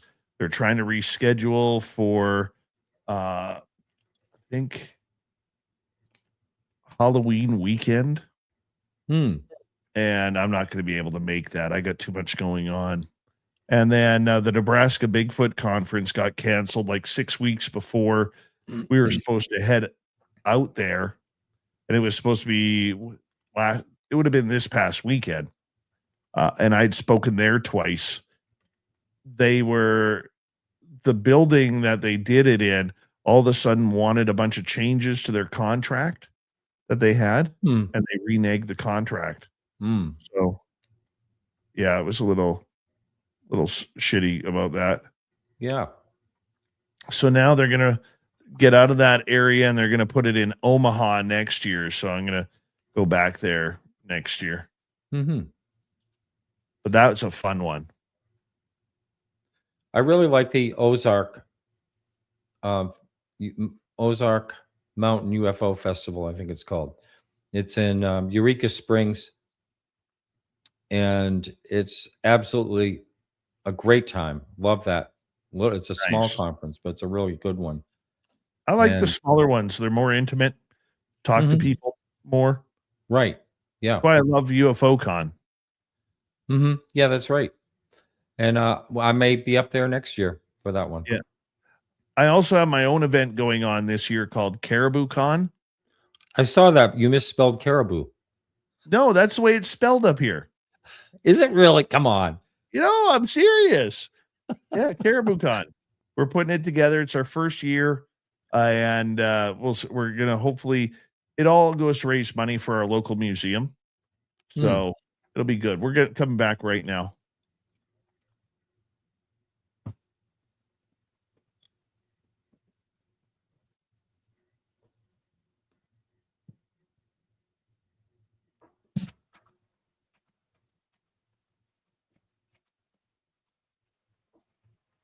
We are into the second half of Spaced Out Radio tonight. My name is Dave Scott. We got Martin Willis here from Podcast UFO. If you want to check it on out, it's podcastufo.com. Let's bring Martin in right off the bat. Thank you for being here, Martin. We really appreciate it. Absolutely. And shall I go mid-rant from where I was at? I want you to rant because I asked you right before the break, what got you frustrated? So I was making an analogy that in the life of what I've had in the antiques and art world, like when people are collecting, they get all excited about something that's real, say an artist that they collect and all that. Well, when there's money to be made, people make fakes. And that's just the way it is, whether it's paintings or really, treasured antiques that are easily faked, like cast irons, one of them I mentioned earlier. And so someone will be collecting along and all excited about collecting. And then all of a sudden they find out that they bought a fake. And they'll say, damn, I'm not doing this anymore. I'm done. I'm out. I'm gone. So that's what I don't like about the hoaxes in the UFO world. Is because it does the same thing. People just dip their toe in the water. They're all excited about learning all this. And then they found out, oh, this is a bunch of BS. And I was totally sold on it. And so I'm out of here. Bunch of idiots. I'm done. So that's kind of the way I feel about what hoaxes can do, that someone just looking into the topic and getting excited about it, that there's something to it. And then the thing like the Roswell slides comes along, and that was just mummies, slides of mummies, and it was hidden from everybody until it was Cinco de Mayo when it came out. I can't even remember what year it was, 2013 or 14, something like that. And it ends up being, people were able to just within an hour, they could decipher the placard that just basically was talking about a Native American mummy. That's what it was in a museum taken around 1947. And there was a big press conference. Richard Dolan was there, but he won't talk about it. Don Schmidt was involved. Don and Tom Carey. And Don has been on my show and publicly apologizing to everyone for being involved in that. I like Don Schmidt. He's a good guy. And always has a good tie on too. Yes.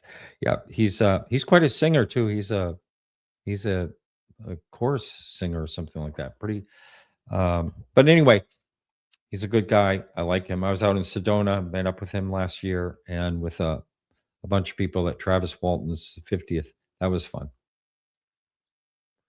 So when you look at your frustrations then, is it with the UFO field or the subject itself? My frustrations is when people are being selfish and trying to make money on the topic and misleading people. That's the only beef. I know there's a lot of infighting. I don't get involved in any of that. I did a little bit recently just because I was trying to defend someone that was on my show. So I got involved with that, and it didn't go well. So I just stay away from any of that. I don't want to get involved in the Twitter fighting, So basically, that's really it.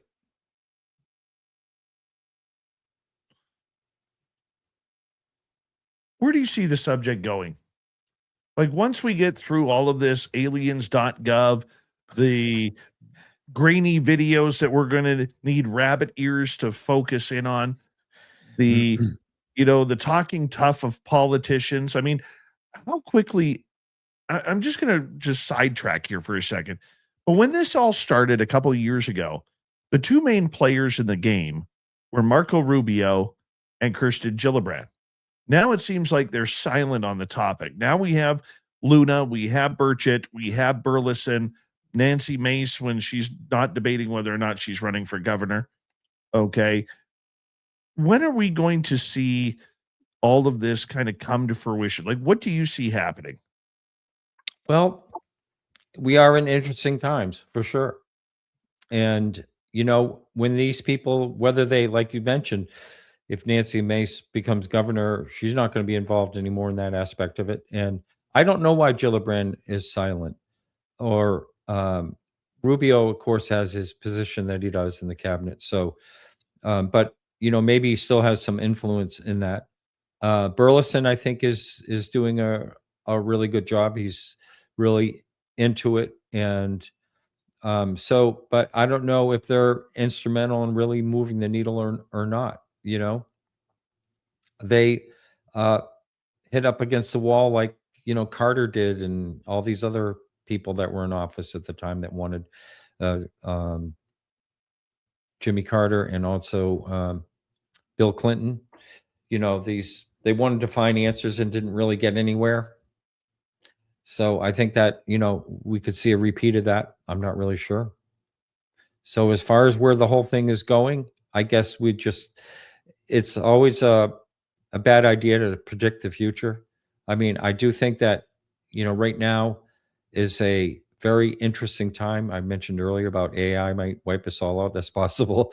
But it's also very hard to understand what we're looking at today, whether it's real or not. So you see constant fakes on even people that have popular UFO Facebook pages. They're getting sold on these AI, videos. And I saw something on X the other day someone sent me. I have some people send me stuff all the time. One person in particular probably sends me 30 things a day. And one of them was a video on X, and that was supposed to be, I'm trying to remember exactly where it was, but it was the clearest UFO video I've ever seen. And so the first thing, what do I think? First thing I think is AI. And, I don't know how to tell there are like places where you can decipher whether it's AI or not, but I don't know how to access any of that. So it's hard to know what to believe. I think you can just put the video in Grok or one of those sites and ask if this is AI created. I've done that. And it's not always, I have done that with ChatGPT, but I haven't done it with Grok, but I might try that. I see this going into this death spiral. Eventually, they're going to get tired of talking about it because nothing's going to happen and nothing's going to come out. I agree. The only thing that really keeps it going is the passion, whether you like it or not, the passion of people like Jeremy Corbell, like Tim Burchett, and others to keep the conversation going. Right. No, I think it very well could just die off. I've been thinking that for the last few years and kind of surprised that it keeps going as far as it has.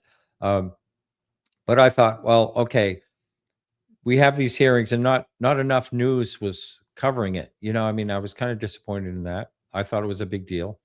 The first one with David Rush, there was 1,000 people, over 1,000 people showed up for 35 seats. And luckily I was there early enough that I was the second to last in the door. The other one I went to, there was more seats and I got in right behind Lou Elizondo in that one. But I keep thinking that it's going to do exactly what you're saying. Like they'll get frustrated. It's not going to go anywhere. There's so much more the news is covering. So why even bother? There's so much more that they'll deem important.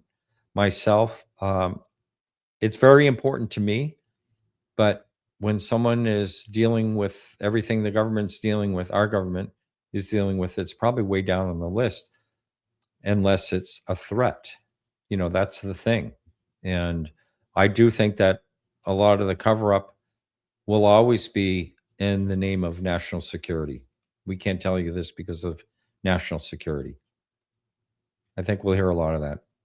And at some point, that's gotta end. Mm-hmm.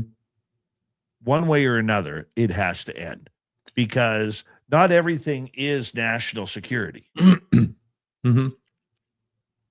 If you see and report a UFO, or a fighter pilot reports a UFO, that's not national security. It's a sighting. Right. Mm-hmm. I have a friend in the antiques world. Just made me think about when you said fighter jet. So he lives in the Toronto area, and he's an appraiser. And he and I did. We had like 5 or 6 appraisers in this really big.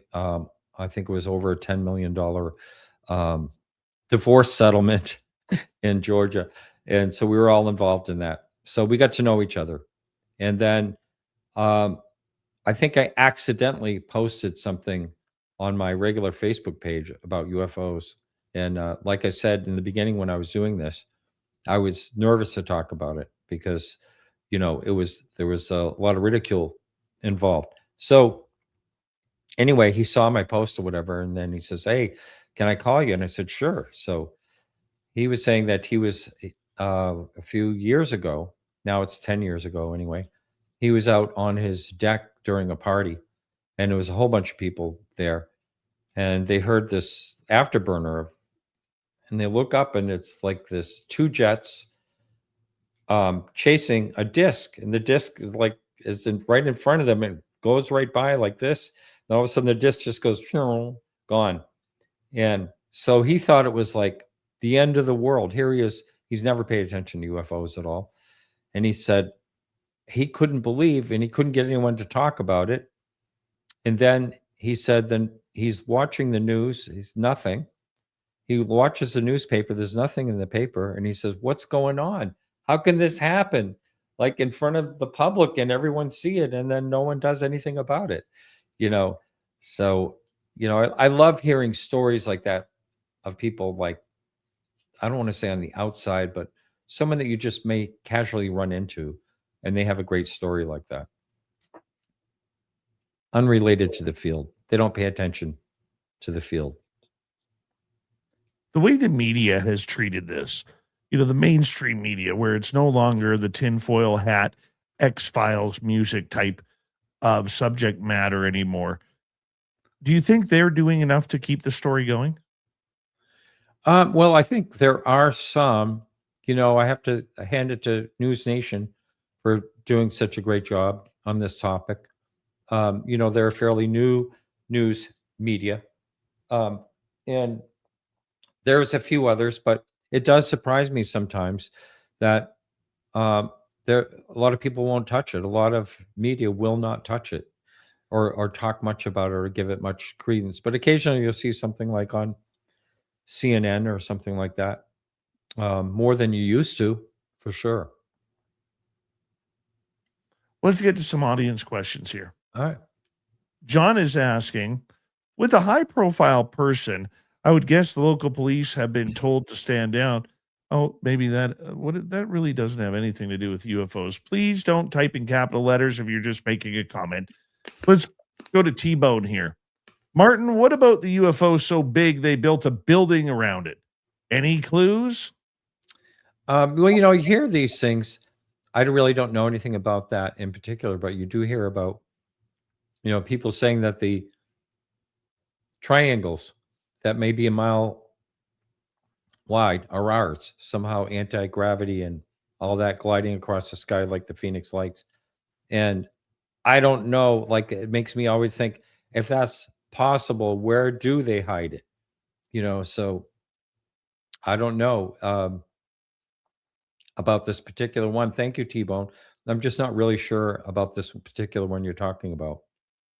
But this is one Ross Coulthard has been talking about. A lot of people are suggesting it might be somewhere in South Korea or Oh, somewhere in hmm, that area. interesting. Wow, I have not heard that. I've watched a lot of what he does, but I didn't catch that. Let's go to another one. Let's go to Stargazer. Why do you think NASA will not release their photos or information? Hmm. I think that's a really good question, and why I don't know. I mean, there's been a lot of speculation. I remember that woman came forward, several years ago that said that she saw them, washing out these photos, and she actually saw some things in some of the photos that they were working on to erase basically before they released them. And then, of course, who am I thinking of? Gary, the hacker, Gary McKinley? Heseltine. No, Gary McKinley. Or Gary McKinnon, yeah. McKinnon. He claims when he was in their site that he saw a craft. He was able to hack into enough to see a craft. And supposedly he's coming on my show. I don't know if that'll ever happen or not. That'd be nice. But so yeah, I think there's really something to it. And a lot of the stuff that people see in space though is like ice and things like that that look like orbs, things like that. But there are some really interesting things. And Space Lab back in 1969 or 70, Alan Bean, who was the fourth person to walk on the moon, I actually had him on another podcast I do because he's an artist, and he passed away a few years ago. Nice man. But I could not get him on my UFO show to talk about the Space Lab UFO incident, which was quite an interesting one. Isn't it interesting how many of these astronauts will make comments and then they just kind of disappear from it? Mm-hmm. Yeah. It's like, I've already said it. I've already done, not talking about it anymore. And that's it. Yeah. Yeah. I can understand. They probably don't want the hassle. I mean, they're public figures. These people, they have quite a life. And, especially the people that walked on the moon. I mean, that was pretty amazing. I think it was 12. I can't remember exactly how many, but who knows? It's going to be happening again, hopefully within a few years. It always makes me wonder what the crew on the last mission saw. I always wonder about that. Oh, yeah. But NASA does have their problems. They have so many. The fact that they even have the gall or the audacity to not even acknowledge what has already been released by them, from their test pilots of the X-15 to their rockets going up from Gemini right through Apollo and the shuttle missions. I mean, these guys were seeing things, and there is transcripts and recordings of this, and yet NASA won't even acknowledge it. Like, right. They really have stymied somehow their way into just shutting this up. Absolutely. And what was it? 2 years ago, they said they were funding UFO research for a whopping $100,000. Do you remember that? I mean, that would buy them lunch. I mean, it's ridiculous. With a budget, $100,000.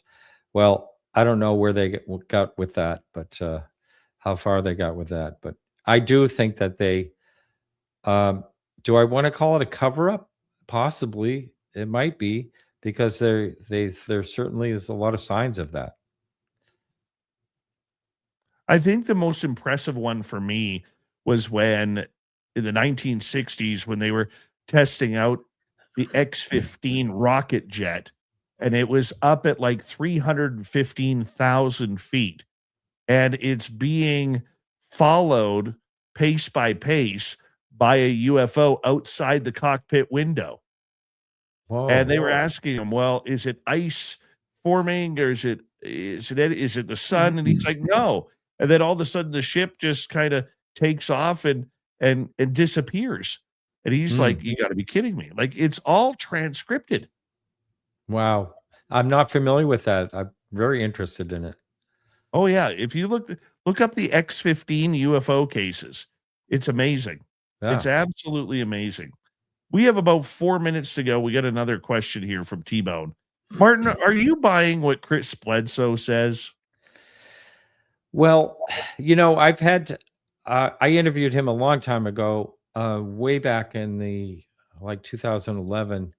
And I asked him while I was recording, so I understand that you failed a polygraph test when you were talking about the whole situation. I got him pretty upset. And, I had to kill the mic and, calm him down. But I will say that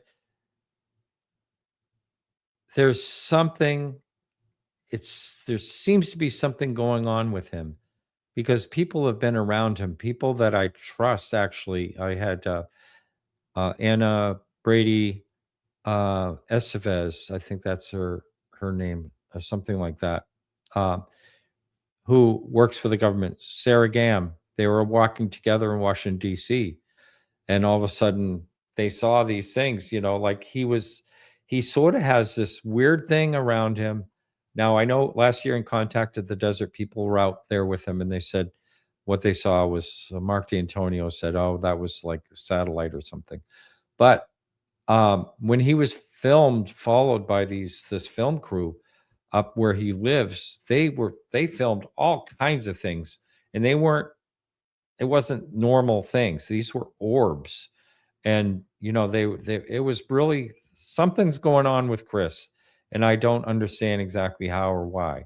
But so do I buy it? I've seen with my own eyes the filming in these things over him, and people that I know have witnessed things happening, around him. So there's something going on with Chris, I got to say. I know Bob McGuire's story is pretty impressive with him. And I think Chris started out very open and very pure on the subject, but it's almost like a Stan Romanek type of situation. I think it's turning into where it becomes more performance than it does actual contact. Very well. I mean, if you listen to the very beginning of his story, he was out hunting or something with his son, and the whole situation in the pickup trucks and Absolutely. the thing coming up across the river. It's a whole different thing. But John Alexander visited him and said, yeah, there's something actually going on. He saw it himself. This was years ago. We have time for one more question from UFO Proof. What's your method for separating misidentified human tech from genuine anomalies? Well, that's not something I would be able to do readily. But I do believe that there are people that can do that. I mentioned Mark D'Antonio. If it comes to something like film and pictures, he's pretty good at that. I mean, I thought I had found something, and he kind of pointed out exactly what it was. So I think, we have to trust some people that really do this all the time. I personally saw what he said was a drone, but I could have sworn it was a very, very high wind, and this thing was doing all types of weird stuff. I have that on film. I filmed it because it was back in 2024 up in Maine. And so I do have that film clip, and a lot of people look at it and say, that's not a drone, but I don't know. I will look to see where I thought it was landing, and there was nothing around, so there was no one putting a drone in the back of their truck or anything like that. On that note, Martin, from Podcast UFO.com, I want to say a big thank you for you coming back on Spaced Out Radio, my friend. It is always good to have you on the show. And, you're one of the best out there. I'm going to take my time to brag about you for a second.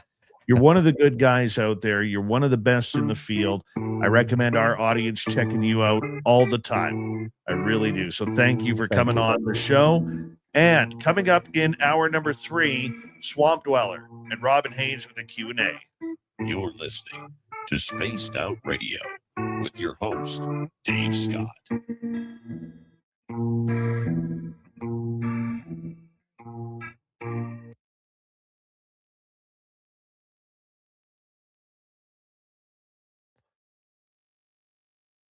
It's the beauty of having the final word. You couldn't argue with me on that.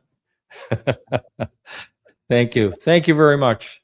And All right. thank you everyone for being here. And We'll talk soon. 2:00 in the morning here. I'm going to bed. Good night, everyone. Good night. Stop now! You're under arrest!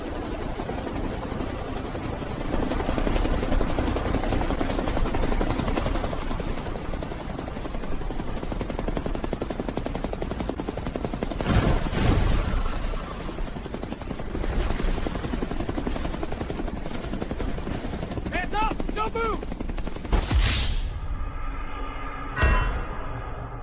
Don't get caught without your spaced out radio merchandise. We have t-shirts, mugs, hoodies, socks, hats, stickers, and so much more. Whatever you're looking for, we have you covered. Why just be a fan of the paranormal when you can look the part? We don't have ugly merch, folks. Check out the Spaced Out Radio store. Find the link in the description below.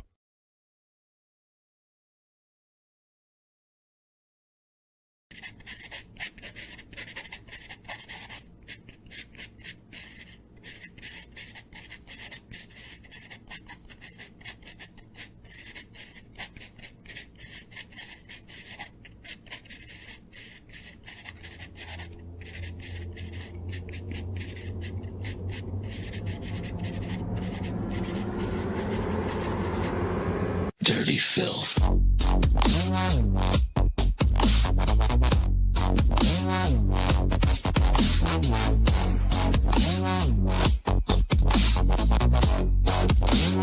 Dirty filth.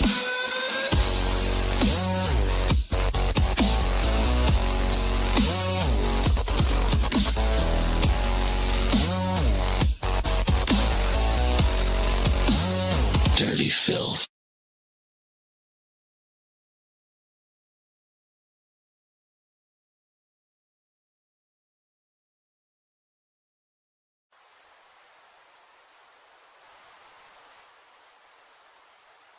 Object is heading north 045 degrees. It's definitely not a plane.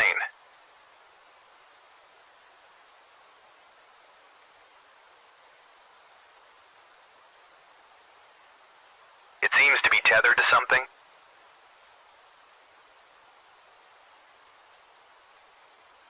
Is that a banner, Joe? Caribou Con. Does anyone know what Caribou Con is? Caribou Con, one of the BC Caribou region's best kept secrets. Until now. Join our panel of renowned paranormal experts for a weekend of fun and intriguing presentations. Go to cariboucon.com to book or inquire now.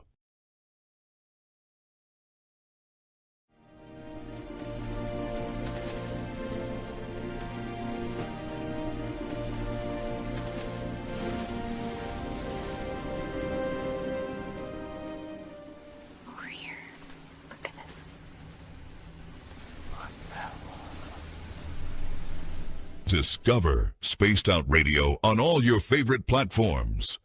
We're live every single night with the best in UFOs, cryptids, paranormal, and the unexplained. And you can find us on all your favorite platforms. Head over to Instagram for behind the scenes and daily weirdness, TikTok for quick mind-bending clips, Facebook for community discussions, and X for real-time updates and hot takes. Wherever you scroll, Spaced Out Radio is there. So go search Spaced Out Radio on every platform, hit follow, and turn on notifications so you never miss a single episode. The weird is waiting. See you there.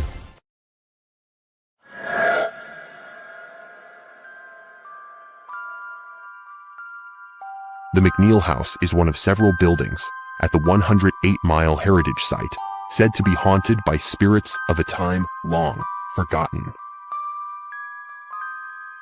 But would you stay the night?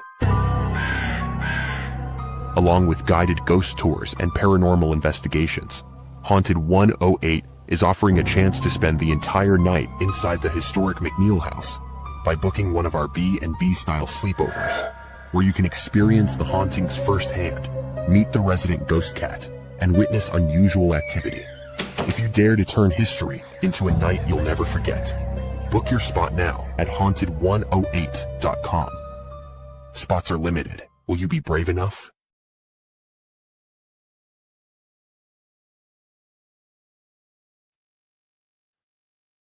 All right. A big thank you to all of you tuning in. Thank you to Martin Willis.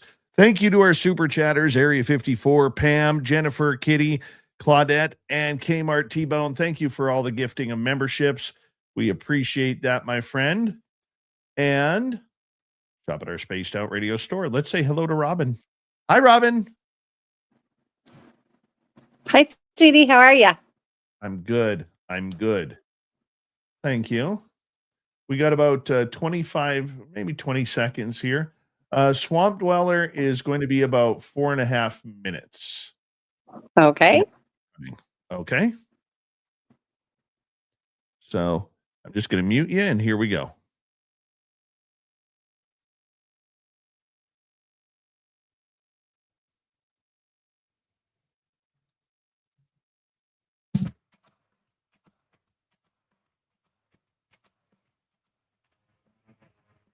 Here we go with the third and final hour of Spaced Out Radio tonight. My name is Dave Scott. Thank you very much for joining us wherever you are on this beautiful planet we call Earth. Hello to everyone listening in on our terrestrial affiliates around North America, digitally on every major podcast network. Our website, spacedoutradio.com. We have a plethora of features for you. Rock out to Bumblefoot, read the Newswire, check out our swag as well. You can follow us on X at Spaced Out Radio, Instagram at Spaced Out Radio Show, and on Patreon in the Space Travelers Club. The Desert Clam has set the password for tonight in the SOR Space Travelers Club. It is Malacophanus.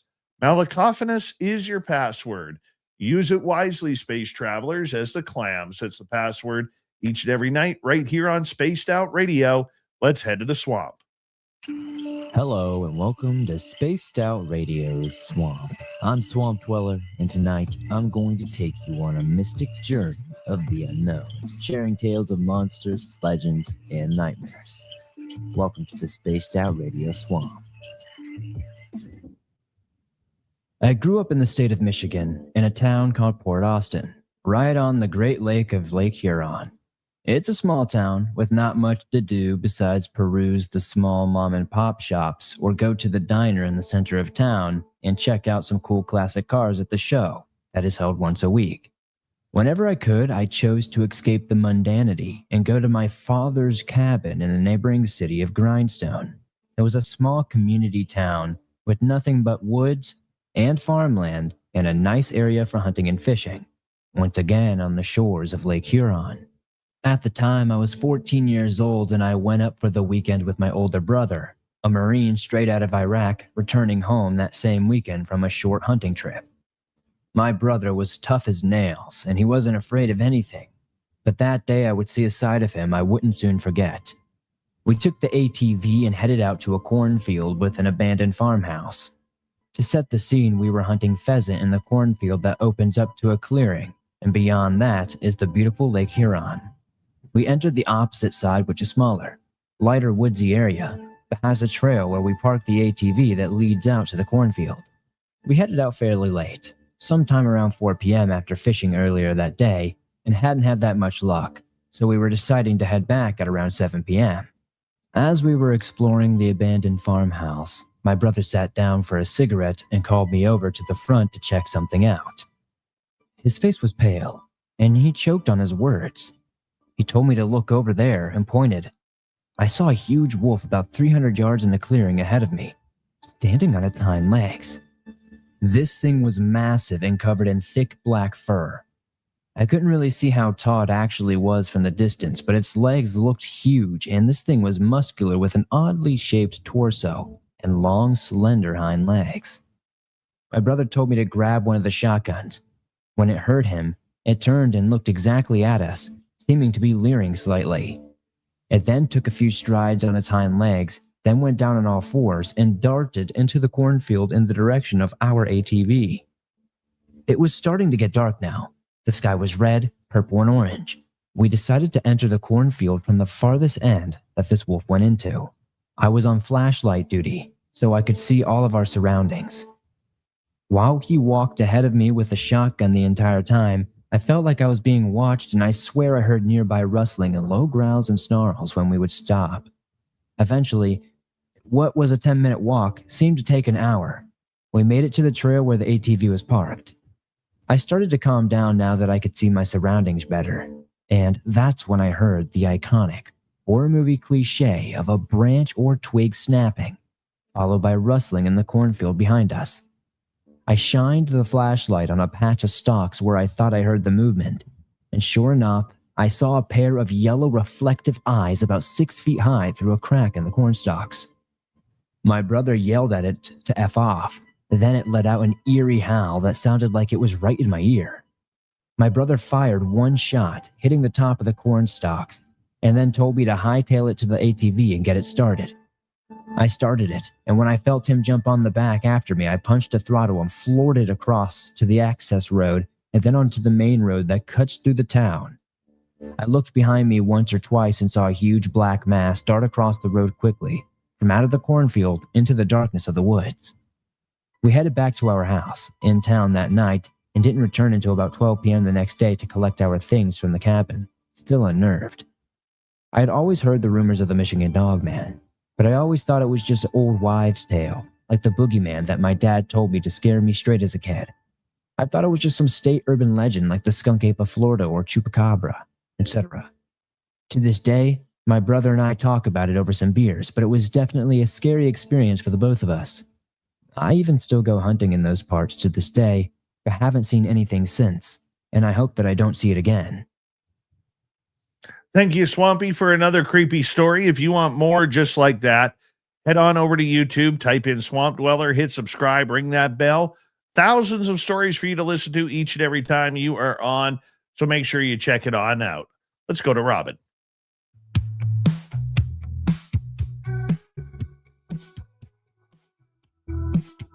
Walking Haynes walks stopped where the tall trees sway. She hears Bigfoot whisper what the wind won't say. Through the veil of the forest where the wild man plays, the Bigfoot psychic talks to Sasquatch every day. Only on Spaced Out Radio's Cryptic Q&A.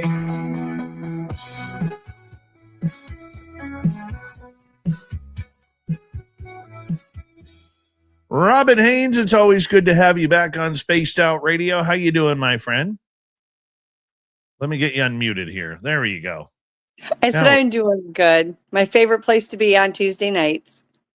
Well, we're glad that you are here as well. And thank you so much for coming on. As you know, this past weekend, I went back to the old stomping grounds of Flight 21. And some interesting things happened out there. You know, it was kind of eerie. It was kind of scary. And it just didn't feel the way it did last year. Why do you think that is? Well, I think you had a few other things out there this year than last year. I think it just happened to be the timing. I don't think it was bad. Like my intent, what I read, their intent was not to hurt. I think they were as shocked about you as you guys were about them. Cryptid wise, they were pretty mellow. They were glad you were back. I think they were really good about your friend. I think Mike, is that his name, Mike? Yes, his name's Mike. And yeah, I think they handled that really well. And I think Mike's a really great guy. They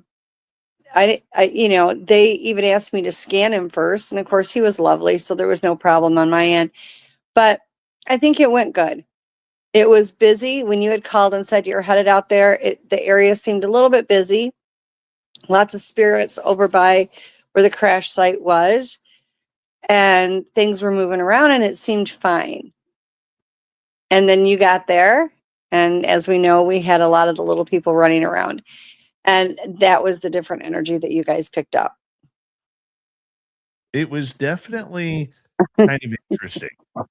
You know, it felt like it was a little standoffish, shall we say. I think that's a good assessment. I don't think that's the first time I've seen that many of the little people at one time. You know, generally you see one here, two here, whatever. I mean, there is a whole tribe of them. And I don't believe that they live there. I think they were actually out hunting is what I think they were doing. And that's where they ended up at the same time you guys ended there. And I think the term standoff was a pretty good analogy of it. Like, I don't think they had any intention of doing anything to you, but they weren't going to budge. And you didn't even realize they were there. You just felt it was off and that something wasn't quite right. So you guys were fine there.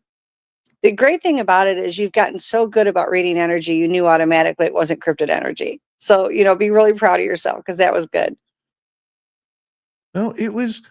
So for people who are just listening in, and we're getting a little bit of a static kicking back from your phone, Robin. So I'll get you to maybe turn your volume down a little bit, if you don't mind. How's that? Is that any better? Yeah, it sounds a little I'm bit. having all kinds of electronic issues tonight. I'm on my third device just to get on the show. Perfect. When we went there this year, just this past weekend, what happened was we drove in there, got out of the vehicle, and basically kind of, you know, lit some tobacco and kind of said, hey, we're back. And I did what you stated to do, which was to introduce Mike to them and basically that, you know, we're going to continue the work. I mentioned that Tim, my research partner from last year, couldn't make it this year because of his health issues. And we just continued with that. But when we first got out of the vehicle, we actually saw something black a couple feet off the ground dash through the trees. And I'm leaning towards the fact that this black mass, which is what I could call it, was probably one of the endangered martens in the area. And that's what I think that was. You know, in trying to be realistic, because it didn't have a human shape. It just kind of was like one big little black blob, right? After we went through there and we kind of got comfortable and kind of got set up, we immediately went and walked over to the gifting site. When we were at the gifting site, we actually had all of our objects still there, except one. So the quarter was still there, but it was moved by about 3-4 inches. The jade is still there. The quartz is still there. The rock is still there. The whistle is still there. The hawk's feather is still there. And there's a ring that is there. And all of that is still there. But the missing portion of that was the Canadian dollar coin, which we call a loonie. We could not find it. Now, when we go back this Sunday, we're going to take another look for it just to see if we can find if it's in the area, because there was a lot of fir needles around. There was a lot of nut shells from the squirrels and chipmunks on the ground in that area. So it could be underneath that. We need to go look, but it was missing. That is the same loonie that 2 years ago we traded the staff that was leaning against a tree for that loonie. And then the loonie disappeared, traded for the quarter. And after that, a few weeks later, the loonie popped back up on one of our traveled trails. And it was just sitting in the middle of the trail. And we know it wasn't there prior because it was very obvious that it was there. So something is making the move on this loonie, or something really likes this loonie, Robin. Yeah, I agree. And I honestly think we got to the bottom of it during our discussions. You know, I think when you first look at it at face value, it's, you know, why do they like the loonie? There's other coins, but they always go to the loonie. And that loonie has been a topic for them the last couple of years. Time and time again, they have taken that over other objects. Okay, so now I have to look at it deeper. What is it about the loonie? And if you remember, I said to you, what is it made out of? You know, like pennies or like copper pennies or silver coins or whatever. What is it made out of? And you said it was made out of brass. Brass holds a high frequency. Okay, so again, guys, frequency and energy, it's what makes everything go around. So they can use that for frequency. It's like for the people that, there's all different kinds of singing bowls. You know, you have the ceramic ones, like a frosted glass ones, but there's also the Tibetan brass singing bowls. And I've used them for years. I don't use them all the time, but I do get them out occasionally. Every time I use these brass bowls, they go absolutely nuts. They flock in. They love them. There is a frequency that hits within the brass that they absolutely adore. And yet it's always the loonie that they take above everything else. And I think there's a connection that can't be ignored between that brass, the frequency it carries, and the loonie. And I think that's why they take it. After we left there, it felt that we were being very much monitored. Oh, yeah. And so we made our way over to the site where we found the feces last year. Mm-hmm. And to my amazement, it's still there. It hasn't decomposed. Poop is supposed to decompose in the wilderness. This is still not decomposed. That is my mystery right now. And I'm not an expert in poop whatsoever, but this is just very weird. Your thoughts, Robin?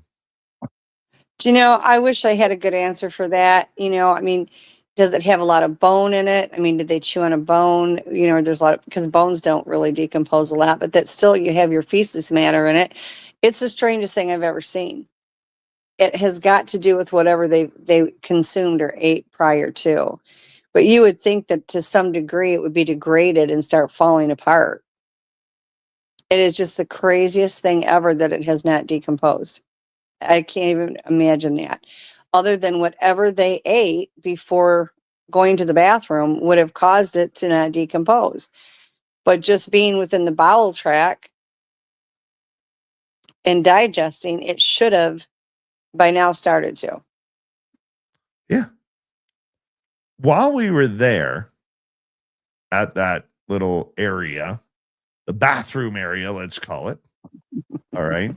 Yes, we do have samples of it from last year when it was a lot more fresh. People who are wondering. But while we were in that area, we started hearing something that was big. It was probably 50, 60 yards away from us in the trees. One of the things that I noticed going into this year was how much the trees have grown since last fall, at least a couple of feet. Like it looks full there now where it was bare before. So in this area that felt very uncomfortable, it's kind of like on a knoll going up and then it flattens out.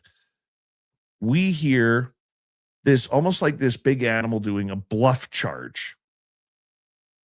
And we stop, and I yelled out, "Hey, we're over here. Can you tell us where you are?" And then almost like a horse or a moose kind of gave a type of sound. And it did it twice. Kind of like that. How horses do that. I know it's a bad impression. It's a horrible impression. I get that. I'm doing my best here. Okay, but we get that sound. And that sound happened within seconds of us. I would say if it was 15 seconds, that's probably too long. But it was a very, very intellectual answering to our question. And that one really kind of spooked me, Robin. Yeah, the Sasquatch are really good. You can call it many different things. I call it blowing blurples. You're kind of like a horse, when they're snorting. And they've got very large lips. They've got a very large mouth, open jawbone, and they can make that sound. And I've heard them do it multiple times. And it does. It's like you can't tell if it's a horse snorting or somebody's, lips flapping in the wind or whatever, but it is a pretty cool sound. And I'm pretty sure that's what it was. You've got that group there, and some of them did come up there.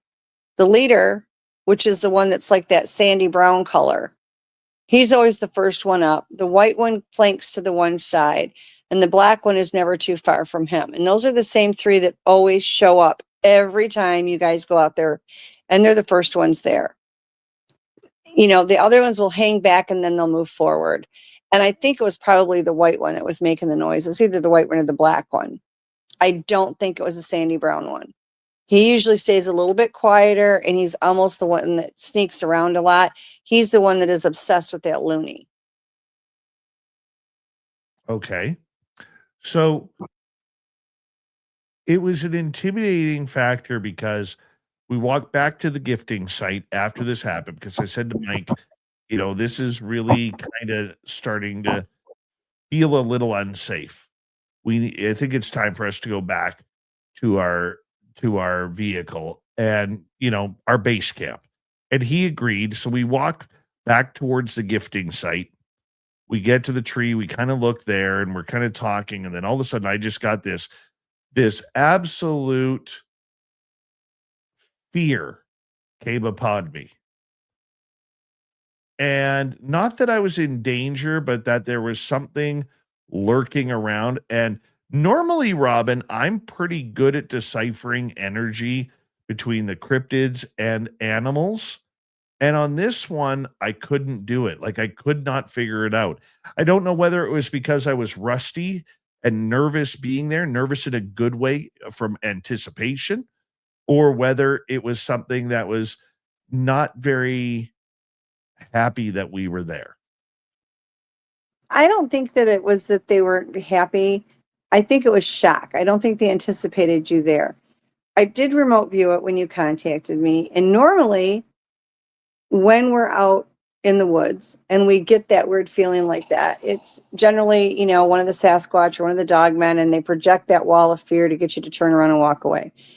In that case, that's what I anticipated we would find. And it absolutely was not them. The dogman that was there prior to you getting there had wandered off. He wasn't that close to you anymore. He wasn't, completely out of range, but he wasn't close. He was walking away. The Sasquatch weren't bothered at all. They checked out on Mike. They were watching with Mike. I think they made those noises just to see how Mike would react, but that's my own opinion. But I think the energy and you're right, you have gotten really good at picking up what kind of energy it's from. But when you get as many of them as I saw of a different energy, it can trigger your body like that. And I don't think that they intended harm. I think that they looked at it that, okay, strangers are here. I think they're out hunting is what I think they were doing. Like, I've never seen that many of them in one spot, and they did appear to be trying to hunt. And I think that it was a matter of, there was a lot of them there of a different energy that you're not really used to. And I don't think that they wanted to hurt, but they were on guard.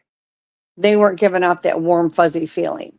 They weren't giving off that feeling that they were going to, do damage, but they were prepared. They were kind of like, it was a standoff is basically what it was, even though you didn't know it was. And I think that's what you picked up on, because you've gotten really, really good at reading energy.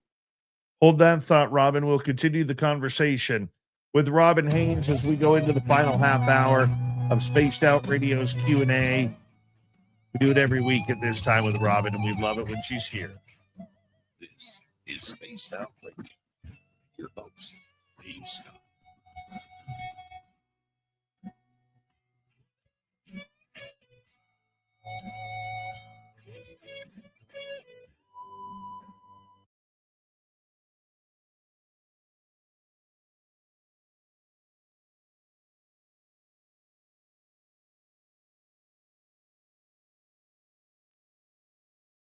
All right, Robin, thank you. Yeah, no problem. Yeah, it was definitely a different feeling. Eva, how are you? Woo Poo, nice to see you. Brett Flurry, how you doing? We call him Flower around here. How you doing, Flower?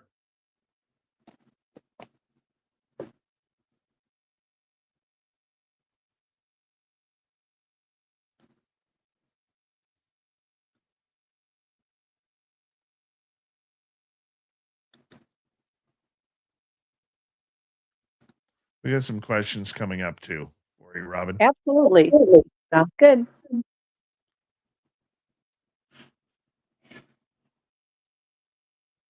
Seeing if I'm missing any right now.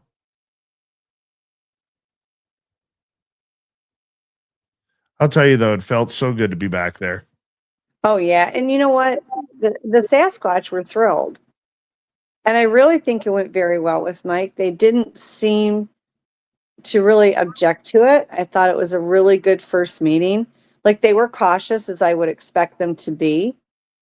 The 3 top ones were the ones that came up there, and I expected that as well. They kept some of the other ones and the younger ones at the back perfectly fine. And I think it went well. Now, when I did ask them about the loony, that the one that I think is the leader out there, all he would do is show me it in his hand. He would show me his hand, it looked like a coin or something in it, and then he'd make his fist around it. He never said anything. And he would just show me images of him holding it, but then when I saw him, his hands were both open. Right. So it had to be an image of him when he had it. What he did with it, I don't know. He didn't have it on him when he was there that night, but he would show me images of him holding it at one point. Well, I can tell you this. I know it's coming back. That loony just seems to always come back. Yep. Yeah, it's almost like it's a game now. Oh, yeah. Want to remind everybody, too, as well, that after this show is over, we will be booking on out of here at about 5 or 6 after the hour. I will be on WABC in New York. Paramar will put the link up because he always does. He's good that way.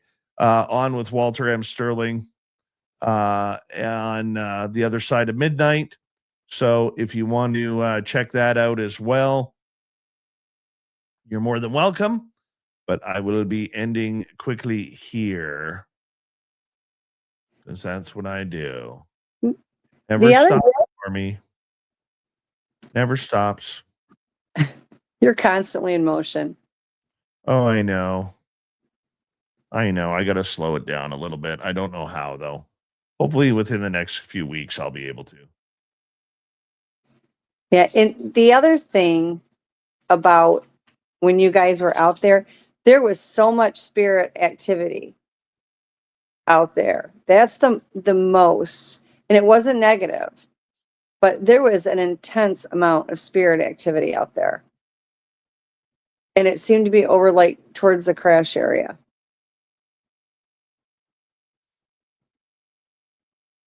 Definitely not, not on top of where you were, but near it, very close to it.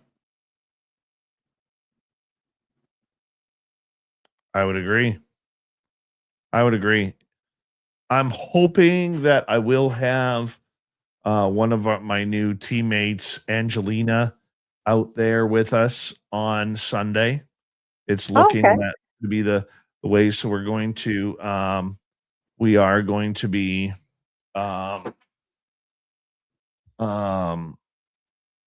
be introducing her to the area. Sylvain Gonneau, bonjour, comment ça va? Vive les habitants. Now that's impressive.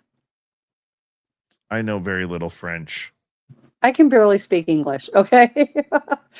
I would love to know a second language, but I suck at it. Right. A lot of questions about whether or not WABC is audio or video. It is video. It is on the Red Apple Audio Networks. Red Apple Audio Networks. So make sure you check that on out. It's just audio, guys. Thank you to our super chatters. Claudette, Kmart, Kitty, Jennifer, Pam, and Area 54. Thank you for that. And we're coming back in like 10 seconds, Robin. Okay. Yeah, 10 seconds. 5 seconds.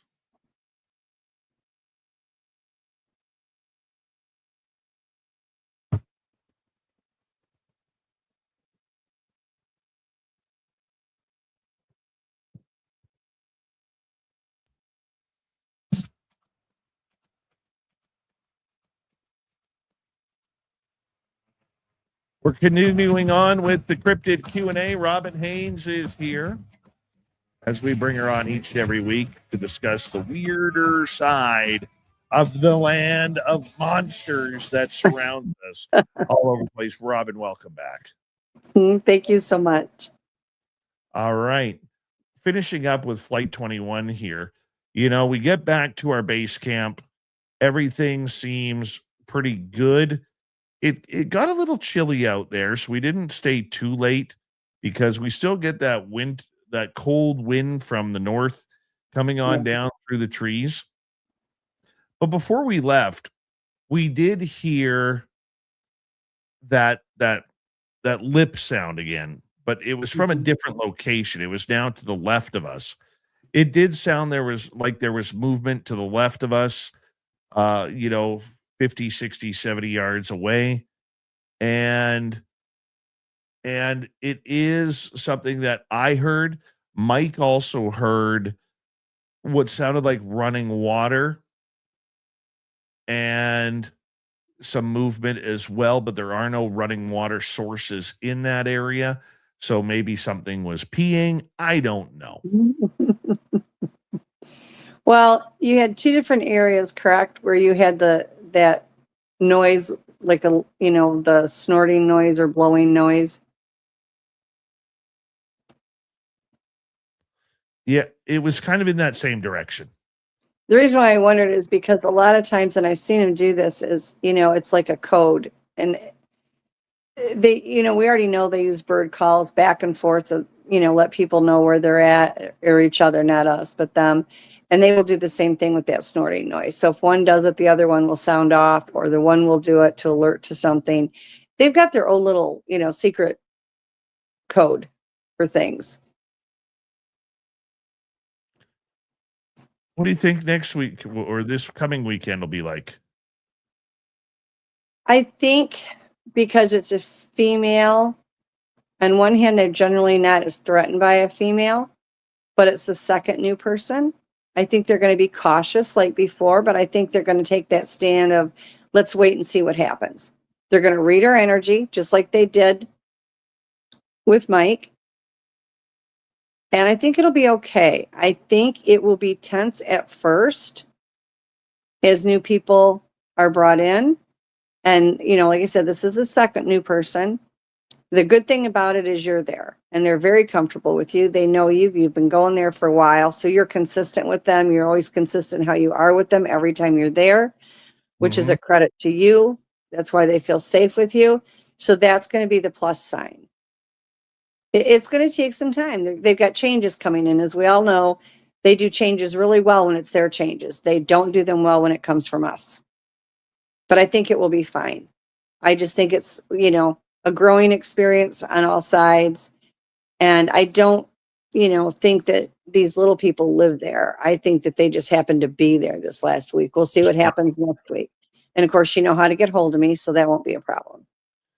Yes. Well, hopefully over the next little bit here, we're going to be able to get more time out there. And for people wondering if we're filming or doing anything like that, yes, we are. If you go on the YouTube channel or our YouTube channel, Spaced Out Radio, and you scroll down to one of our playlists called Secrets of the Forest, Season 1 is on there. Season 2 right now is being edited by our videographer, Mike, and we will continue to put Season 2 up. We probably will be moving it all over to its own independent YouTube channel. So we'll let you know when that happens so you can all go hit subscribe. And one of the things that I want to, tell people about what we do when we do the filming, we don't do master edits. We're not trying to make it look professional television quality that you see. There's not going to be sound like of music in behind like you see on all the ghost hunting TV shows.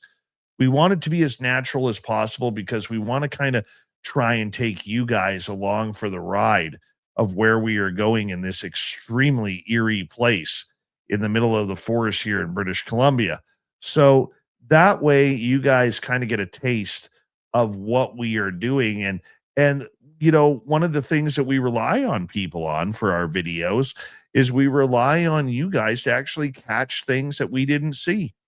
Example, last year we had people finding EVPs that we just skipped over accidentally of spirits. We had somebody find a rabbit that was running behind us. We didn't even see the rabbit. Okay, but there was a rabbit caught on film behind us. So there's all sorts of things. So it's really fun that we give you guys the opportunity to play along because we're always interested in what all of you see as well. Robin, let's get to some audience questions here. We're going to start off with Dawn in Edmonton here, who is asking, how can a person tell if little people are visiting?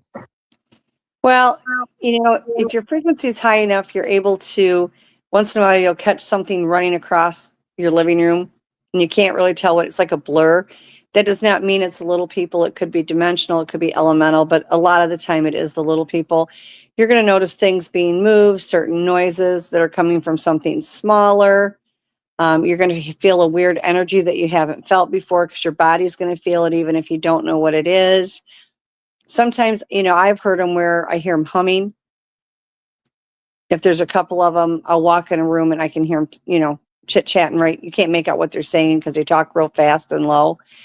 When I first moved to the house I'm at now, I kept thinking there was an armadillo hole in the backyard, and we do have armadillos, but one of them actually wasn't an armadillo hole. You could see, different prints in the dirt, and it was absolutely not an armadillo hole. But they can be pranksters, okay? A lot of things get moved around. A lot of people that get them where they come into their house, especially anything shiny, keys, stones, anything like that, they're constantly moving them around. And they're not trying to make you think you're crazy, but you really do send to doubt your sanity because it's like you turn around and they're there, then it's gone. And they can be pranksters. They're one of those things that are not good or bad, which kind of makes it a little bit more nerve-wracking because they can flip back and forth either way. So I'd be watching more around the things that are going on around you. Are you finding little rocks everywhere? Are things getting moved around without your knowledge? None of these things are going to be a positive ID for them, but those are things that generally happen when they are around. And you are going to feel a little bit of a different energy. And when you do, like even if you're going to bed at night, you're going to hear things moving around and you can tell that it's too big to be a mouse, but it's still short. It's not big enough to be a cryptid or a ghost or anything like that. So it's kind of like process of elimination. How do we know if they're tricksters or if they are just little people wandering through? I think by what they do. Most of the tricks that they play are not meant to hurt. Just like we have good people and we have bad people, you're going to get some that aren't, and you'll notice it because they will do some really nice things. You're going to read, your body's going to feel that energy. I mean, even if you don't know how to read energy, your body picks it up. Just like Dave, when you went out and you said it just felt weird, like there was a standoff going on or something was not quite right. That was because it was a different energy that you might have known one-on-one, but not that many at one time. So your body reacts to it. Even if you don't know how to read energy, your body does. So you're going to get that weird vibe. Just like if you walk by somebody when you're at Walmart and they're not a nice person and your body just kind of tenses up and you feel creeped out by them, it's because they're not nice. And it will be the same way with the little people. Most of the time, it's just kind of like, oh my gosh, what's running around in here? It's not bad. And they generally are not awful. They can be just like we can. But for the most part, they do like to play tricks. They do like to play games. They like to be loud. I know somebody that will get 2 or 3 of them running up and down their hallway at night, wrestling around, or they'll come home and they've gone through sock drawers, or they've gotten into this, or they've gotten into that. It's more of a nuisance thing, I think, than anything else. All right, let us go to our next question here. This one coming from Derek. Do Bigfoot have a particular NHI race that they resonate with the most? You know what? I don't really think so. These are a higher frequency being. They're pretty accepting of everybody if your frequency is high enough. I don't think there's any kind of race that's going to come into it. They also have different races. They have different skin colors. They have some that have the dark skin, some have the light skin. I've seen some that have more of a grayish hue to it. Some are really pale. I mean, I have not noticed them having a preference at all. The only thing that matters to them is your intent, your heart, and your frequency. And that's what makes a difference. They don't care if you're a polka dotted hippo. If you have a good heart, if you have a high frequency, then they want to be around you. So that's what matters to them. These are a higher intelligent being. I mean, we may be intelligent on certain things, but on most things, it's a cultural difference. But these are higher frequency beings that are excessively intelligent. Us, when we have any type of a prejudice, that comes from a third dimensional perspective that doesn't exist in higher frequencies. And they don't either. They don't look at things in that nature. All right, let's move on to Derek's second question. What human language do Bigfoot understand the most? They adapt to whatever language they're around. Like when I was in Siberia, the ones there, they very fluent in Russian. And so because that's what culturally they were around of ours, they would adapt to that without a problem. But yet they had no problem speaking to me and mine speaking English. They adapt. They can do any language that there is. There is no problem with that at all. But where they physically are living at, that language of the people around them, they're going to understand. Like if they're verbally speaking to you, that's what they're going to speak with first. Now, I have verbally talked to one in Russia. He spoke English. He absolutely spoke English. There was no doubt about it. It was English. They have their own language, but I talked to him.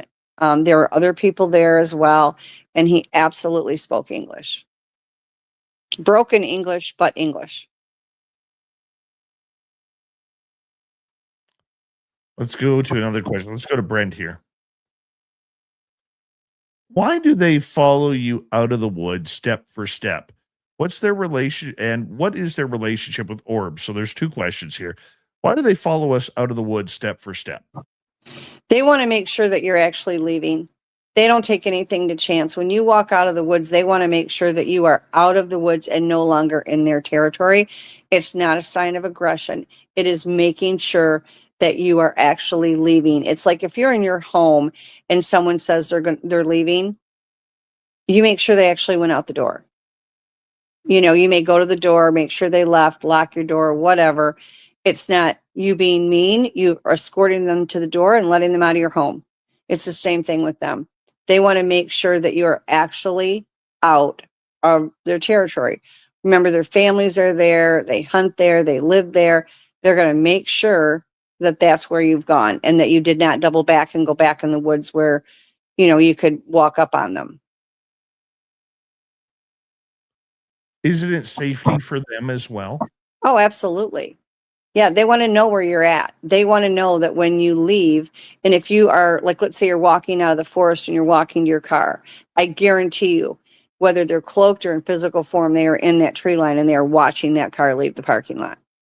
They want to know where you are at all times. They don't want anybody sneaking up on them. They're highly protective. Safety is their biggest concern. They are going to make sure that they are safe and you are where they think you will be. All right, let's move on to another one here. Let me finish with the orbs. Orbs are Orbs are energetic beings. They can be a being all on their own. Also, I have watched Sasquatch create orbs out of frequency and energy within their hands. And so, they can do this either way. They do have a very strong connection to it because the orbs are also a frequency being. Let's go to Brent here again. How old do Bigfoots get, and are they here full time? They are multidimensional. If you are working with a clan that leader of the clan does not allow all the paranormal abilities, then yes, they would be here full time. 99.9% of them use all the different abilities, and they are multidimensional. And as far as age, the ones that use the paranormal abilities, because they do use the portals kill, the frequency is very high in portals. It kills off diseases and illnesses, helps correct their health, not to perfection, but it does help. They will live a longer lifespan. They can live 300 to 400 years. Some of them, I know of one that was, like 900 before he passed. They can go more than that. Traditionally, it's, 400 years, maybe plus. In the physical, if they are not using the portals and not using the abilities, so that they're not using the higher frequencies, they tend to have a lifespan of anywhere from 60 to 80 years. And let's move on to the next one here. Paramarv is asking, is Dr. Melba Ketchum continuing to work with the DNA project, or is she done with that? She is not done with that. Oops. Okay, I thought the mic was back on. No, she is not done with the project. We are currently at this time waiting results because we have samples that are out to the labs and they are doing the genomes. They're doing the whole thing. She is still continuing to work. In fact, she's been extremely, extremely busy lately trying to get these things done. And unfortunately, it is time consuming because we are dealing with the other labs and we are waiting for that to come back. And as soon as she is able to release any of that, she absolutely will. And that would be the Cryptid Genome Project, where we have dogman samples that have been turned in. What's the difference between the dogman DNA and the Sasquatch DNA? See, I can't tell you that. You got to wait for the end of the project. I already know because I've asked them. But there's going to be only slight changes. If the information they gave me is right, we'll see. We'll see. We do not have any of the preliminaries back yet. Again, we are waiting on other labs, so it kind of takes a little bit of the control away from us. But from what they've shared with me, I think we're going to have the same issue we had with the same project. Everybody just went nuts when they found out the results. They couldn't believe it. They didn't want to believe it. And I think it'll probably be like round 2 with the Dogman one, but we'll see. Awesome. Let's go to our next question. Jay is asking, is it possible for the Sasquatch to shapeshift into fantasy creatures like fairies, leprechauns, unicorns, maybe dragons? That is actually a really good question. I have not seen them shapeshift into any of the things that you mentioned. Do I think they have the possibility of it? Yeah, absolutely. They shapeshift. They absolutely shapeshift. I've witnessed them shapeshift. I know multiple people that have watched them shapeshift. While I have not seen them shift into a fairy, a leprechaun, unicorn, or a dragon, I do not think it's out of the realm of possibilities because I have watched them shapeshift into deers, into elk, into raccoons, morph into trees. So I personally would not take the rest of it off the table, but they do shapeshift, yes. 100%. And our final question of the night will go to Blue Cruise here. Do the Sasquatch people, dog people, and other cryptids have a diverse variance in the color of their cornea and the shape or size of their pupils? Circular, crescent, similar to a cat's, reptile, etc.? Yeah, depending on the cryptid, yeah. To begin with, all of them across the board are very diverse. Okay, there are no two alike, regardless of what color they are. There is something different in all of them, unless they are an identical twin. They are as diverse as we are. As far as the eye color, there is a wide range of eye color. and they have all of it, and dog people, Sasquatch, and other cryptids. If you are dealing with more of like the lizard man, yeah, you are going to get that shape of an eye, possibly. Not all, because again, they are all diverse. Even with the lizard man, some will have more of a human eye, some will have more of a reptilian eye. So is it possible they can have all these different things? Yeah, it absolutely is. You know, I mean, I've seen a few cat people, and the ones that I saw had more of a human eye, but I also have witnesses that have said that the one that they've seen had more of a cat-shaped eye. But again, all of these things are very diverse. You guys, please don't get so set in stone that you think they all look alike, because they don't. They may at a first glance, and first glance, your third dimensional eye is looking at color and not really the intricate details. So don't let that stop you from realizing what you're seeing, because they all look different, just as our people do. Robin, where can people find you? You can find me at www.paranormal-empowerment.com. And you're all over Facebook. You're all over the podcast world. You're pretty easy and far out there. Yeah, it's not too hard to find me. If you ever do try to find me and you can't for any reasons, I do have some projects coming up, and so I may not be on there like I normally am. So if you need to get hold of me and you can't, don't hesitate to email me through my website. Even if you're not trying to book a session, you just have a question, just put that in there and just say, I really can't afford to do a session. I don't want to do a session, but I just have one quick question. I answer everybody. I'm not hard to get a reaction from. You are very special that way, and I think you're a very giant heart in a field that has a lot of small hearts. So I always thank you. I love you. You're so sweet to me all the time. Thank you. Thank you very much. Robin, you go get some rest, because definitely. We are going to say hello right now to Mr. Ron Bumblefoot Thal. Rocket in the background with Little Brother is watching.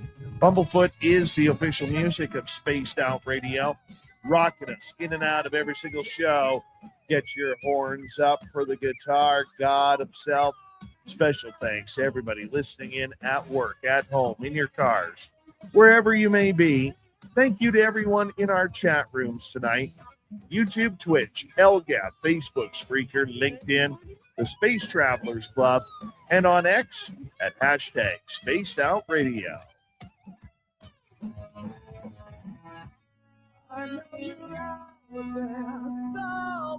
Remember, this show is copyright by Spaced Out Radio and Bigfoot Broadcasting Limited. Thank you so much for choosing to share your evening with us, because together, my friends, we're watching. We own the night. Mr. Bumblefoot, we need a favor. We need you to take us home.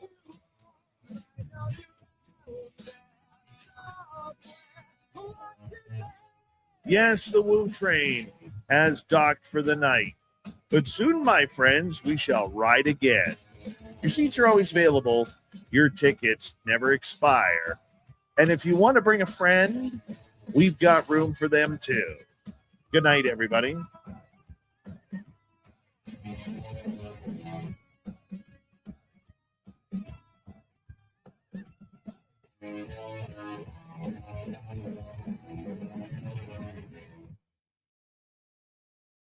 Good show tonight, audience. You did very well. You did very well.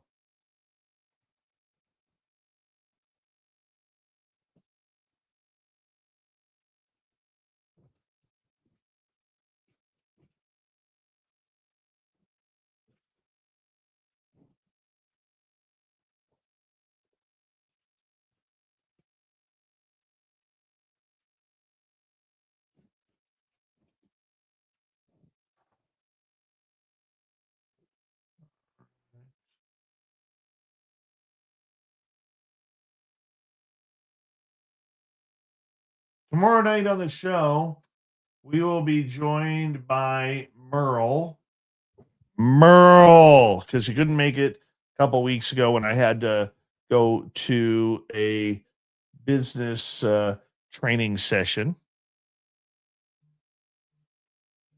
there's WABC. Hey, buddy, how you doing?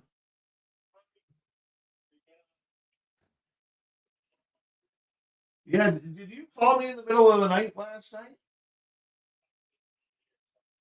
Oh, somebody did. It was like, well, I think they forgot to bring me on my regular time, so I went to bed.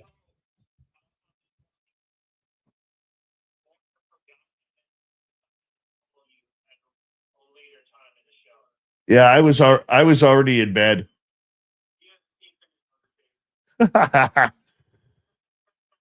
All right, brother. I got to end my feed here on my show, so we will be ready for you here in a minute.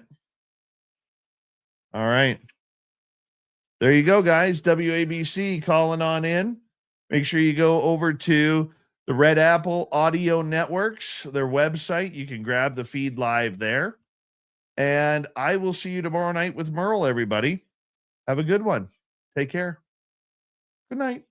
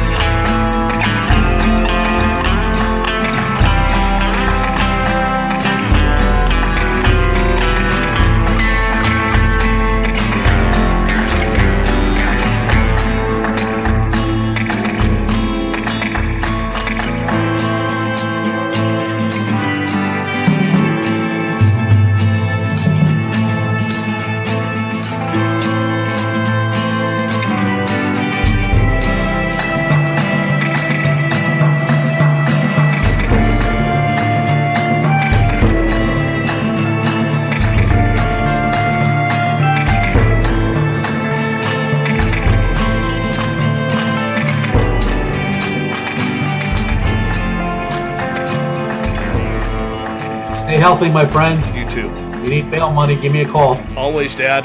Take care. You too.